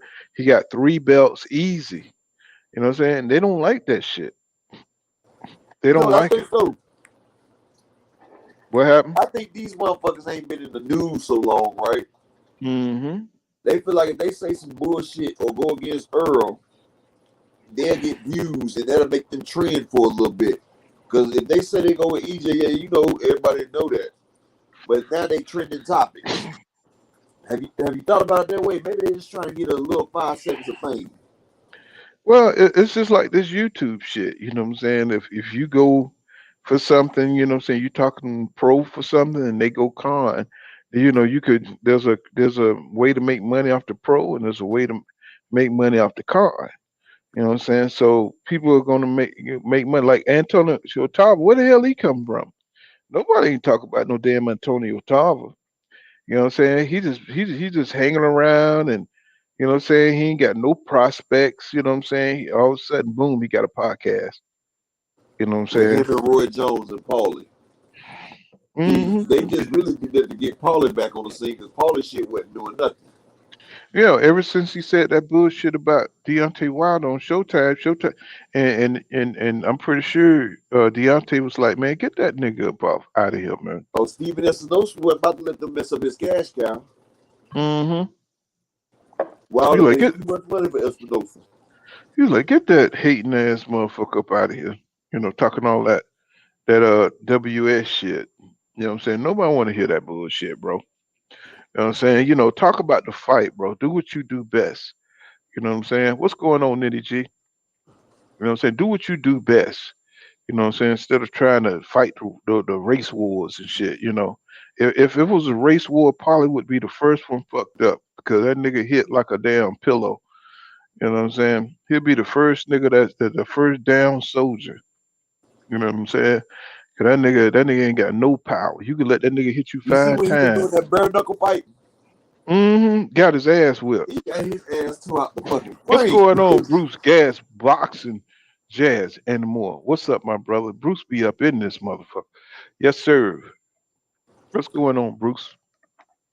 Yeah, so it was, I think it was his quick rise. I think people don't want to see him, you know what I'm saying, become, you know, that nigga in the Matrix, you know what I'm saying? You know how Neo was trying to become, you know what I'm saying, the one, you know what I'm saying? They trying to keep that nigga from that shit. They don't want him to become the face of boxing. And I think that's what it is. Candy Slim 501 says, nah, man, they just see more wrinkles in Crawford game. He said they probably like the fact that Bud moved up and is on a 9 fight KO streak, something EJ ain't done. Well, you know what I'm saying? That sounds like that old propaganda bullshit, you know. Um, I don't think that's it. I think these fighters know. You know, if you fighting bullshit on one side and you fighting tough motherfuckers on the other side, that's just common sense, Candy Slim 501. You know what I'm saying? I mean, you could kick that, you know what I'm saying, but look where you at, bro. You know what I'm saying? Spewing that, you know what I'm saying? It's like everybody know that's bullshit. You know what I'm saying? It ain't that. It's just that Bud goes back with these motherfuckers and he's considered part of the Hall of Fame fraternity, you know, and EJ is a new up and coming. He's a generation apart from him. You know, he missed the cutoff. You know what I'm saying? And Cut off by 3 years. yeah, he missed the cutoff. You know, he ain't part of the, you know what I'm saying? He ain't part of the old nigga club. And that's why Bud gonna get his ass whipped. You know, I hate to tell you, bro, for somebody who's been watching boxing over 40 years, you know what I'm saying? No matter how confident you come, I can tell you right now, you know, EJ is for to destroy this kid. You know what I'm saying? Just because he waited. Boy, he locked in. He just locked in. Well, it ain't just that, but think about it. You know, it's you think about it. It's the competition you face, and he's not even worried about Bud. You know what I'm saying? I'm not trying to get into your head here, but just use your common sense, bro. He's not worried about what Bud's gonna bring because Bud haven't faced any kind of competition on that level. Is what I'm trying to tell you, and he's not intimidated by Bud ability. You know what I'm saying? So when you face a motherfucker who ain't scared of you, you face a motherfucker who think he better than you face a motherfucker who's tough, bro, you gonna have to sit your ass down, bro, because you don't know what the fuck you talking about. You know what I'm saying? And I'm trying to tell you, somebody who's been watching boxing over 40 years, bro. You know what I'm That's why saying? they This always try to take a fighter's confidence away. Because if a fighter got confidence, boy, he's a hell of a goddamn problem. right. You know what I'm That's why saying? when You you can't boxing, you always trying to take away your opponent's confidence. I Don't let him love go. I love Crawford's style. I love what he was able to do when he did it. But I'm trying to tell y'all dudes, you know what I'm saying? This dude don't when you it's a dude that come up to you looking right through you. He's like, fuck what you do. I'm finna beat your ass. And that's what it is. And see, Bud never faced nobody like that, bro. I'm trying to tell you, you know what I'm saying? He got a motherfucker that's in front of him that want to destroy him. And Bud is trying to do everything he can right now because he know he got a fucking pit bull unleashed. You know what I'm saying? And he had to get down into the trenches. And none of that fancy, you know what I'm saying, step back, sit and trap shit ain't gonna help him. He's gonna have to fucking fight. That's why he said he's gonna stand in front of EJ. You know what I'm saying? That's why he said he's gonna stand in front of EJ because he ain't gonna have no fucking choice. I'm sorry to tell you this, but everybody who's been watching boxing has been trying to tell you dudes, fuck with all that 9 street KO shit for bums. Nobody's trying to hear that, bro. You know what I'm saying? We've seen the fights. We've seen Amir Khan. We've seen Aegis Kavalauskas. You know what I'm saying? We've seen these motherfucking fights. And that shit don't mean nothing. Not to put you down or nothing, but you know, We y'all also say seen that when he fought against one that was somewhat decent in David Benavidez. I mean Jose Benavidez. right. And That man he was almost somewhat shitted on decent himself. and had to go to 12 rounds with you with one leg. Like that man should have been Yeah. going in the fourth or the fifth. He couldn't move laterally. Like, come on now.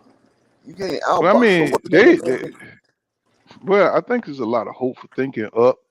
It's a lot of hope for thinking in this shit. You know what I'm saying? People want to believe that Crawford can raise his level above EJ when he haven't even experienced a motherfucker like that.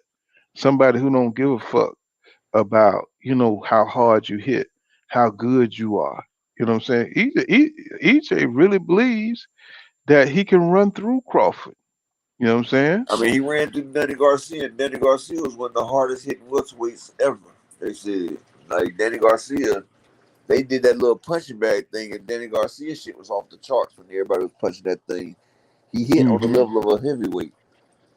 W never said we cut from a different cloth. He says Crawford is like a blown up 20% dope and 80% baking soda.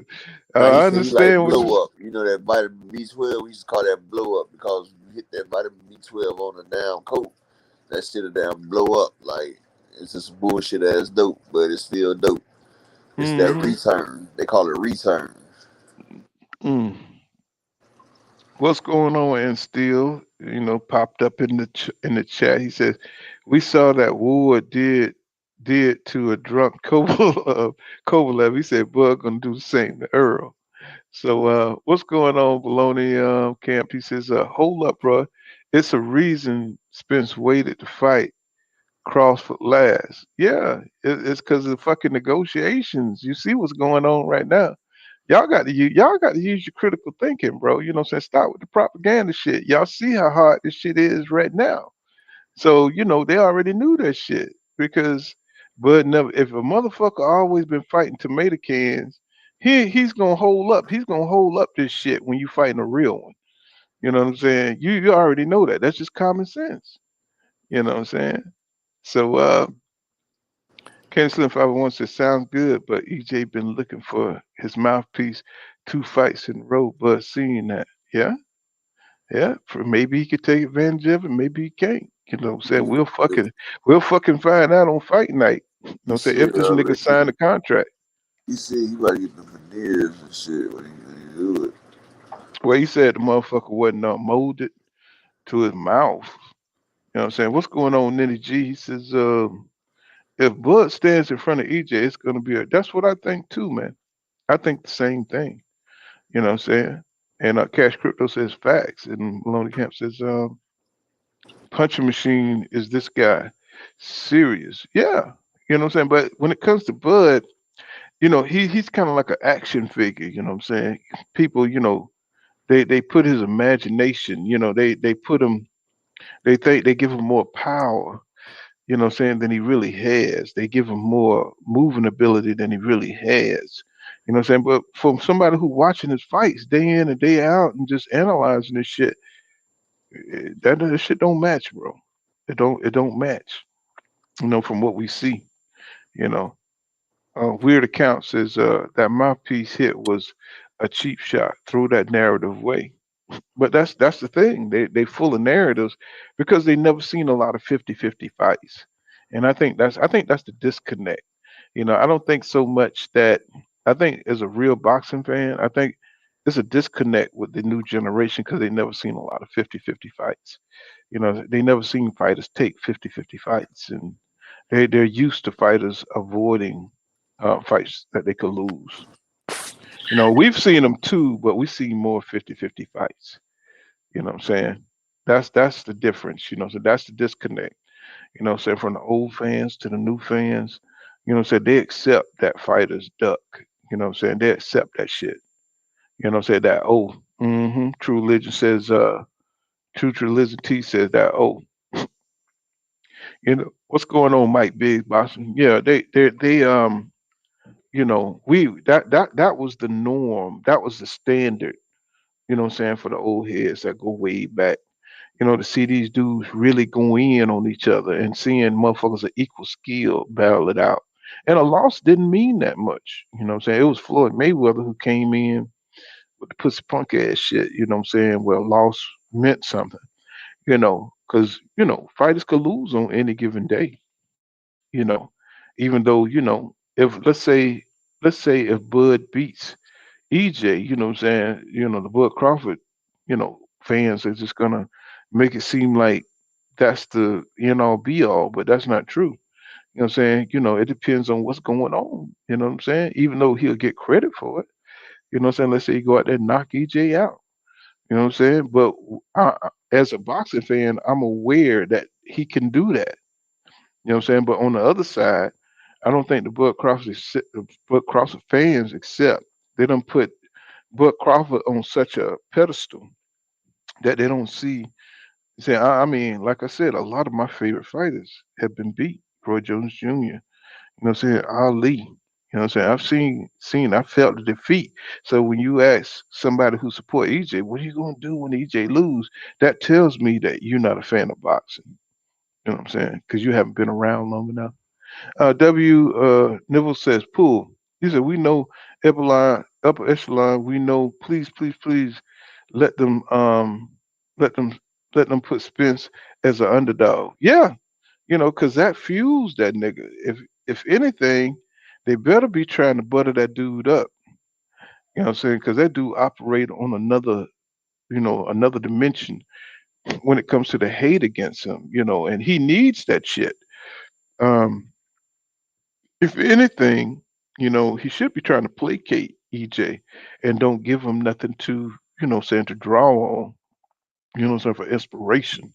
And you could tell EJ is half crazy, because he's like Michael Jordan, he's psychotic, it's pathological that he needs something to draw on to become, better than he is. If I just said I had Bud, he says, I like Bud. I don't know what's going on. No, I like I said, man, Bud is a bad motherfucker. It's just he haven't had the experience of the competition. Do I think he's exceptional? Fuck yeah. I think he's exceptional. Do I think he could beat EJ? Yeah, I think he could beat him. You know what I'm saying? But like I said, you guys are not used to 50-50 fights. You know what I'm saying? You just haven't seen them, and the young Generation Z haven't seen 50-50 fights, and y'all don't know how to act accordingly when it comes to them. Says what? That's what I'm hoping. Yes, sir.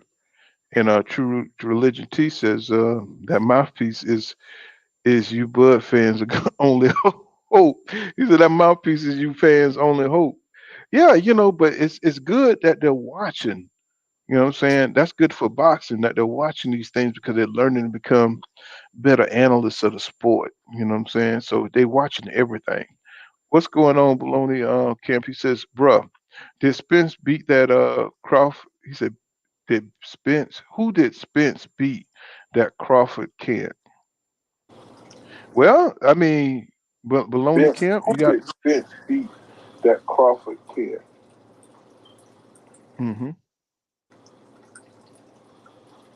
Go ahead. You want to cook on that? Oh, you want me to get it? Yeah, go ahead, cook on it. You know what I'm saying? I've been talking. Go ahead. Who did Spence beat that Crawford can't?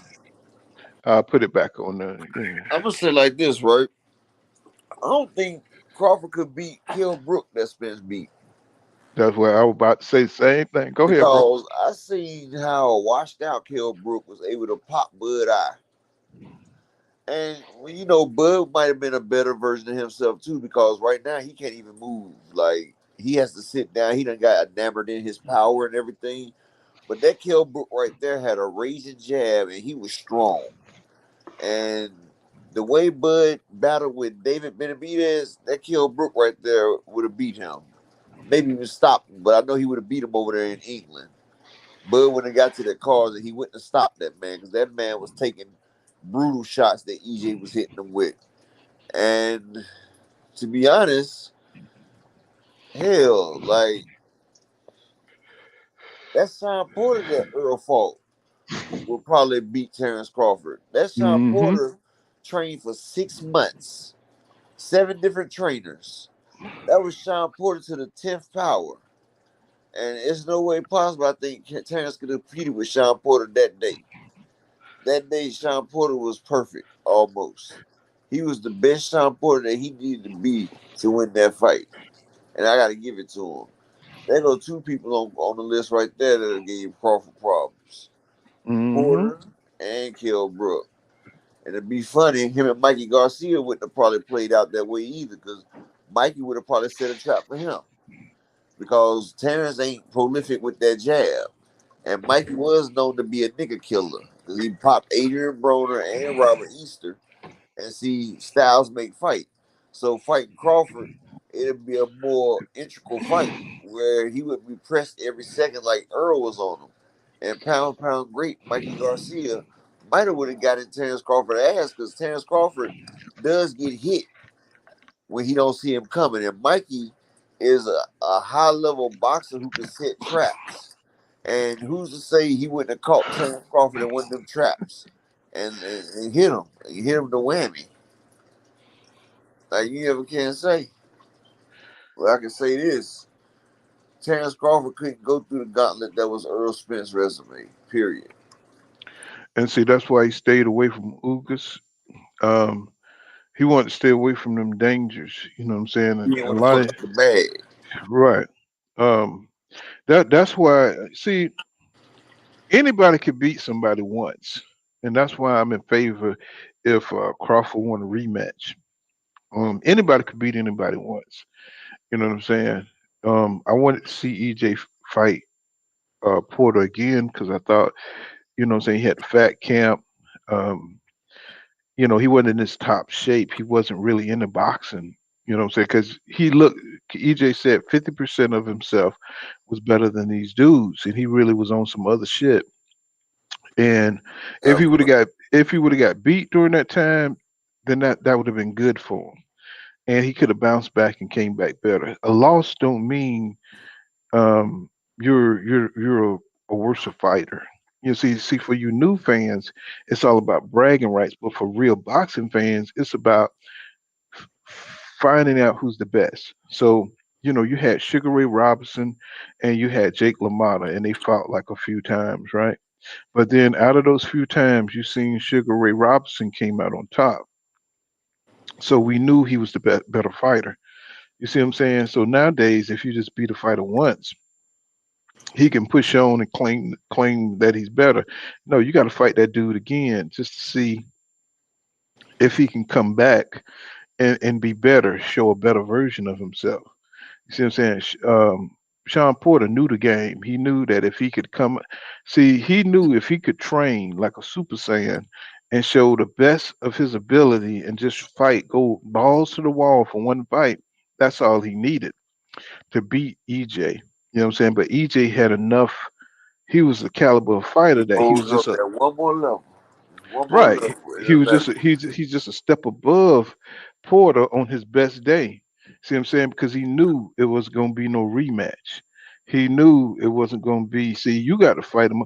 Imagine if motherfuckers had to sign y'all. Just imagine if motherfuckers had to fight a motherfucker 3 times and not, saying to win the bag, to get the purse, then we would have motherfuckers different. Motherfucker would be looking different. You know what I'm saying? A loss don't mean nothing. You can lose, what I'm saying, one time. One loss don't mean shit. It just means you getting familiar with what that dude do.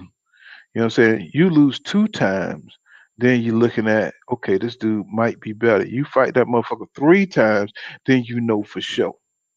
You know what I'm saying? Ali beat Frazier, you know what I'm saying? Two out of three 2 out of 3 times they fought, right? The trash can gets lucky once and get a steak toss in it. Right. So now you know that Ali was better than Frazier. You know what I'm saying? But sometimes even in those kind of fights, you need another fight. You know what I'm saying? It just depends on how that shit look.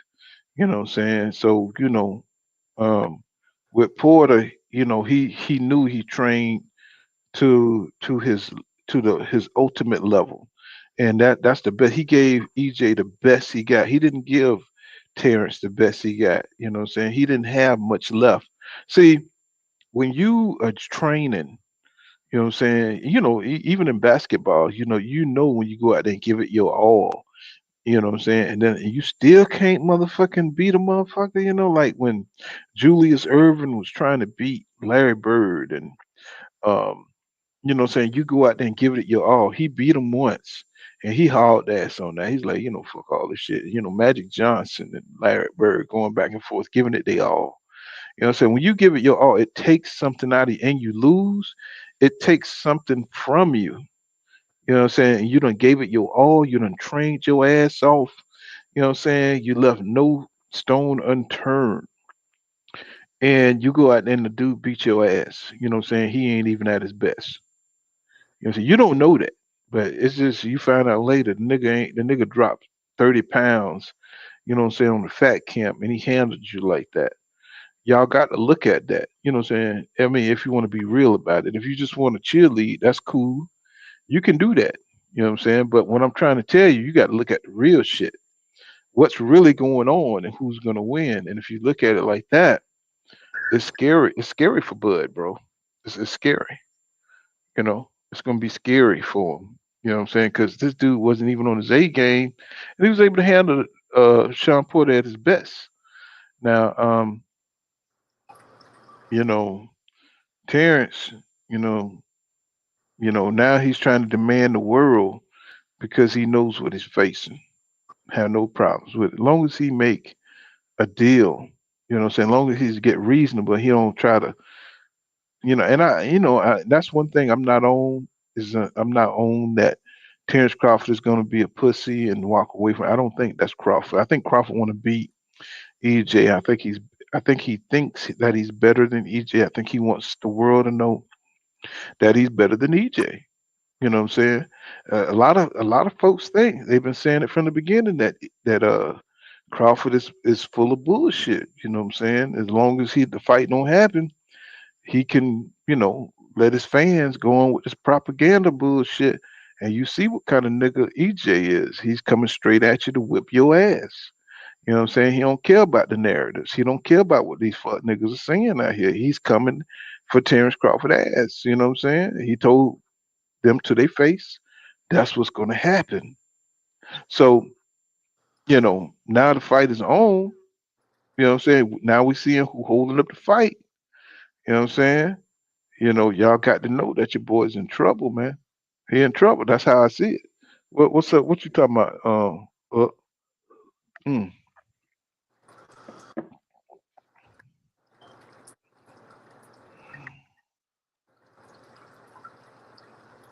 Weird account says, I'm not saying in the manner I'm trying to express that people bringing up that cheat shop as like seeing Errol hurt when it's a reality. He said it's never counted The ref said stop. Yeah. Motherfuckers don't care about that shit. They gonna say what they gonna say. And so Weird Cat said baloney. He said baloney can't. Oh, he's talking to the other dude. Let's see. What you want to say? I'm sorry, I didn't mean to cut you off. Up. What you were saying? Up.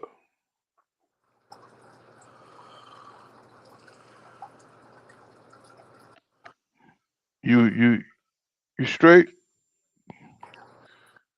Let's see what fight. So Candy Slim or 501 says he ain't even coming up. He says Kell said he was in the best shape of his life for Crawford fight. He had 1 year to train and was using a nutritionist, Mikey and Danny Duck Bud, not Errol. Mikey and Danny Duck. Yeah, you know what I'm saying. But you gotta think Candy Slim 501, that wasn't the best Kell Brook in his prime. You know what I'm saying? He had been up to 154.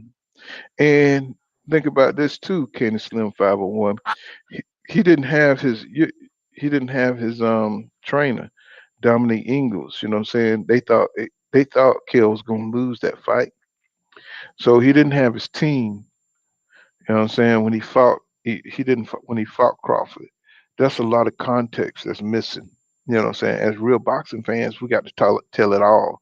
We can't just give what we want, people to believe. You know what I'm saying? He didn't have his trainer. You know what I'm saying? That's been with him for years. So, you know what I'm saying? It is what it is. You know what I'm saying? I muted you because of that background up. You know what I'm saying? So can't say see you Crash Crypto said, well, Candy, what you smoking? So it says that boy bugging. Let me go down here. True Religion T says Kell didn't even have his original train. That's what I'm saying. He didn't have his original trainer. So these are things that affect the fight. You know what I'm saying? He had all that intact when he fought EJ, bro. You know what I'm saying? So we knew that Kell had a hard time making 147. He wanted that bag, you know what I'm saying? And kudos to Crawford for beating Kell Brook, but we know that's not the Brook that fought Sean Porter and fought EJ, you know what I'm saying? So just look at Porter. He says, just Bear 24, what's going on with you, my brother? He says, just look at Porter versus Spence post fight. Sean was drained from the disappointed. Yeah, that shit takes a lot out of you. This is supposed to be, he's supposed to have upset the apple cart with this fight. You know what I'm saying? He's supposed to have exposed Errol Spence Jr., you know what I'm saying? So it didn't happen, you know. You know what I'm saying? He made a mistake. And see, and that's the thing about Sean Porter. The thing about Sean Porter is he fights so hard that in the later rounds he's exhausted. And so you can knock him down like Adrian Bronner did and fuck his ass up, you know what I'm saying? Get him to lose the fight. You know what I'm saying? Because he put so much into wrestling and so much activity in the volume punching and moving around the ring that he's wore out at the end of the fight. So the strategy is to knock his ass down, you know what I'm saying, in the 11th, 12th round. You can knock him down because you don't expended so damn much energy in the fight. And that's just a smart strategy if you watch Sean Porter. You know what I'm saying? If he can't maul the shit out you, you know what I'm saying? You're good defensive. If you're good at defense, you can stand up to his mauling and shit. He's gonna lose. Let me see. Let me go to somebody else. And still says one judge had Porter winning. Bud was up on all scorecards. What fight he fucking watch? I know. I was just about to say that. I was like, I was like, some of these dudes be in La La Land. You know what I'm saying? Like, they just make up shit. You know what I'm saying? I don't want to insult nobody. You know what I'm saying? I'm just like, dude, we watch this shit. So, I have to say that shit in my comments all the time. It's like, dude, we watch this shit, dude. What are you talking about? We watch the fights. We watch the scores. You can pull up the scores. It's like shit is easily denounced, debunked. It says Wilcox said Bud lost to Ugas. And what's going on, Martin Smith? He says, in what world do we live in where we say the number one pound for pound fighter in the world ain't fought nobody? Well, who called him the number one pound for pound fighter, bro? You got to look at what's going on, Mr. Martin Smith. You know what I'm saying? In your opinion, sir, is Bud the number one pound for pound fighter? You know what I'm saying? I don't know how old you are. You know what I'm saying? But the consensus have become that he's the number one pound for pound fighter. Why?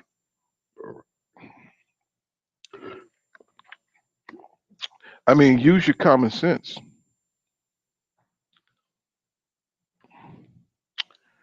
Use your common sense. Bud really isn't the pound for pound number one. That's what I'm trying to tell you. You know what I'm saying? That's they gave him that because it's undisputed. But look at the people he fought. See, y'all, y'all. It's about style over substance, and a lot of you new generation dudes, y'all about style over substance, and substance going to defeat style every time. You may win the popularity battle, but when it comes to the substance, you ain't got shit to stand on. So when you come to the hardcore boxing spaces, you looking like an idiot. You know what I'm saying? Because we already know that nobody but fought. You're going to remember. You know what I'm saying? Nobody gives a shit about Jeff Horn.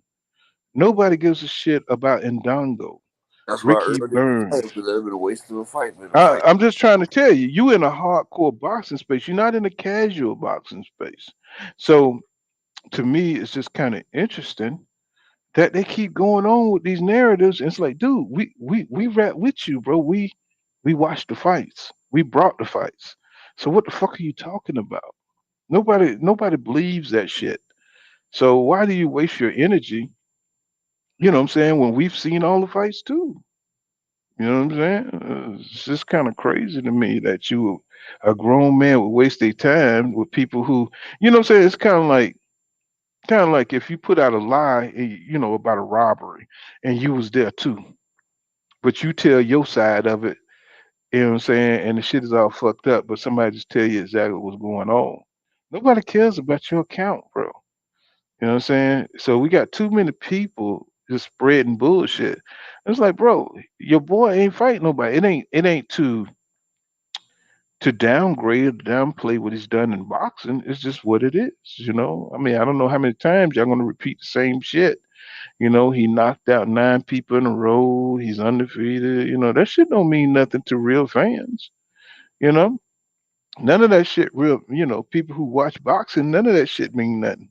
That If you shit want to do means that, something. what about Zordo Ramirez from Golden Boy? And he like 44-0 with like 30 something knockouts, and ain't nobody talking Right. about him because he fighting cab drivers. Right. You know what I'm saying? I mean, Triple G. Look at Triple G. Triple G ain't shit. You know what I'm saying? Triple G ain't shit. Canelo ain't shit. It's a lot of people in this era of boxing who ain't shit because they're not really fighting the real. They're not fighting. They're not putting. They ain't taking the risk. I mean, you could sell it. I mean, you could say you can repeat whatever you want to repeat, but you talking to hardcore boxing fans. I mean, we pay for these shits. You know, I mean, you can sit there and act like you won the lottery by saying Bud knocked out, the last 20 opponents, and EJ scared. But see, when you have to step up in that ring and your opponents, the competition level don't reflect what you could do in the ring, I'm just trying to tell you, y'all can say what the fuck you want to say. You know what I'm saying? That's why EJ for to go out here and put the whip ass on them. Like You they know what I'm say, saying? iron sharpens iron. When you got iron, it sharpens iron. Well, I try to get the conversation where it's honest, you know what I'm saying? But you always Yeah. got that element out there up. You When you always got that element. if a person sitting there training like a kung fu master, he gets better by fighting other kung fu masters. Right. He's not gonna get better fighting his students. And when he goes against another kung fu, that's why they go out to fight better fighters, because each time they take another fight, even in defeat, they learn something. Even in the loss, you've gained knowledge. Right. Just like Canelo, even in that loss with Floyd, he gained so much knowledge, and he was able to run away with the boxing game for a while because he had firsthand knowledge of Floyd Mayweather. And if you notice, he's modeled his career off trying to do defensive shit just like Floyd, and he's tried to pot shot people just like Floyd. Like, he modeled his career after Floyd. That's why I'm saying, even in the loss, you can win because you got that valuable experience. See, Earl is not the same fighter he was when he fought Kell Brook. When he fought Kell Brook, he was inexperienced. He wasn't used to the lights and everything. Now, matter of fact, I'm gonna give you a better example. Tell him, Deontay Wilder. May. Tell him, Deontay Wilder. May. When he hold on, watch this, bro. Deontay Wilder, when he fought Burmester Fern. Burmester Fern was the only person to go 12 rounds with Deontay. That's when Deontay won the WBC belt from him. He came in there. Deontay wasn't used to fighting a champion. So he was fighting a champion under them lights at the champion's place. Him and Burmester Fern had a competitive 12-round fight. He won that by decision. And before that, Wilder had knocked everybody out that got in the ring. But the champ, Burmester Fern, got in the ring with him and went 12 rounds. Okay. Now Wilder has been fighting tougher and tougher competition. Now he rematches Burmester Fern, who fought a damn stay busy fight, and Wilder had just fought a champion, which was Burmester Fern. Plus, he fought another high contender. Burmester Fern didn't make it out the first round on the second fight. That's because Deontay Wilder was learning. He's learned on the job. Like, each hard task you give him, that's more in his memory bank and what it teaches his mind to do. So he will be doing shit unconsciously because he's done prepared himself and trained himself that well. Mm-hmm. That's what I'm trying to tell them. You know, they don't understand. They just think that Bud is just an overall better fighter. But your experience, bro, you know what I'm saying? He ain't fighting nobody. Y'all need to let that sink in somewhere. And I think Bud would have beat EJ. You know what I'm saying? Maybe before he fought Kell Brook and he went on that run, he had a better chance of beating EJ then because of experience, just pure boxing experience. But after he fought Kell Brook and got on that tear, that championship tear, he separated himself. You know, you guys need to take a look at that. Watch this right here, Pool Counter. Look up Orlando Salido. Orlando Salido has had so many fights as a journeyman, but with all the experience that he had, he lost to Gamboa. He lost to a whole bunch of people, but he got a lot of wins too. Notably, he stopped the Gamboa super fight when he beat the champion Wamba Lopez. He beat the shit out of Wamba. Wamba was the 10-1 favorite, but because Orlando Salido had been a journeyman for so long, fighting all those great fighters, he learned and he shocked the young champ. Mm-hmm. As well as Vasily Lomachenko, his second fight was also against Orlando Salido. And Orlando Salido used his skills of fighting great fighters, and he stopped the Matrix before the Matrix even got started. He put the reset button on them. Sure did. Had the Matrix 1-1. So that shows if you don't have the experience of fighting better opponents, then you will be missing out on a key element of your game. You need Right. to sharpen yourself like as chess. You get better with the better people that you play against. You can't get better playing against rookies. Like I said, Terrence Crawford is a sharp knife that has been dulled over time, and you don't have nobody to push you. You know what I'm saying? So you can keep learning no matter how good you are. You know what I'm saying? When you face that motherfucker that's gonna take you to the limit, you better hope that Terrence Crawford has the talent to be able to keep up. But I don't think he do. You know what I'm saying? I think he's gonna fucking fall. You know what I'm saying? You know, because EJ don't give a fuck about what y'all thinking about. All that quickness and feet movement. EJ don't care about that, y'all. He don't have the same kind of he don't think the self confidence that the guys he fought. He don't have that same kind of problem. No, he's coming out there to destroy your boy. I think that's what they're not getting. You know, he's coming out there to fuck Bud up. You know what I'm saying? And he don't have any reservations about that. Like he posted, he said, "Do or die. This is Mm-hmm. life or death right here." And I'm gonna tell y'all another thing about iron sharp as iron, right? Case in point, Showtime Sean Porter. Notice each fight he got better.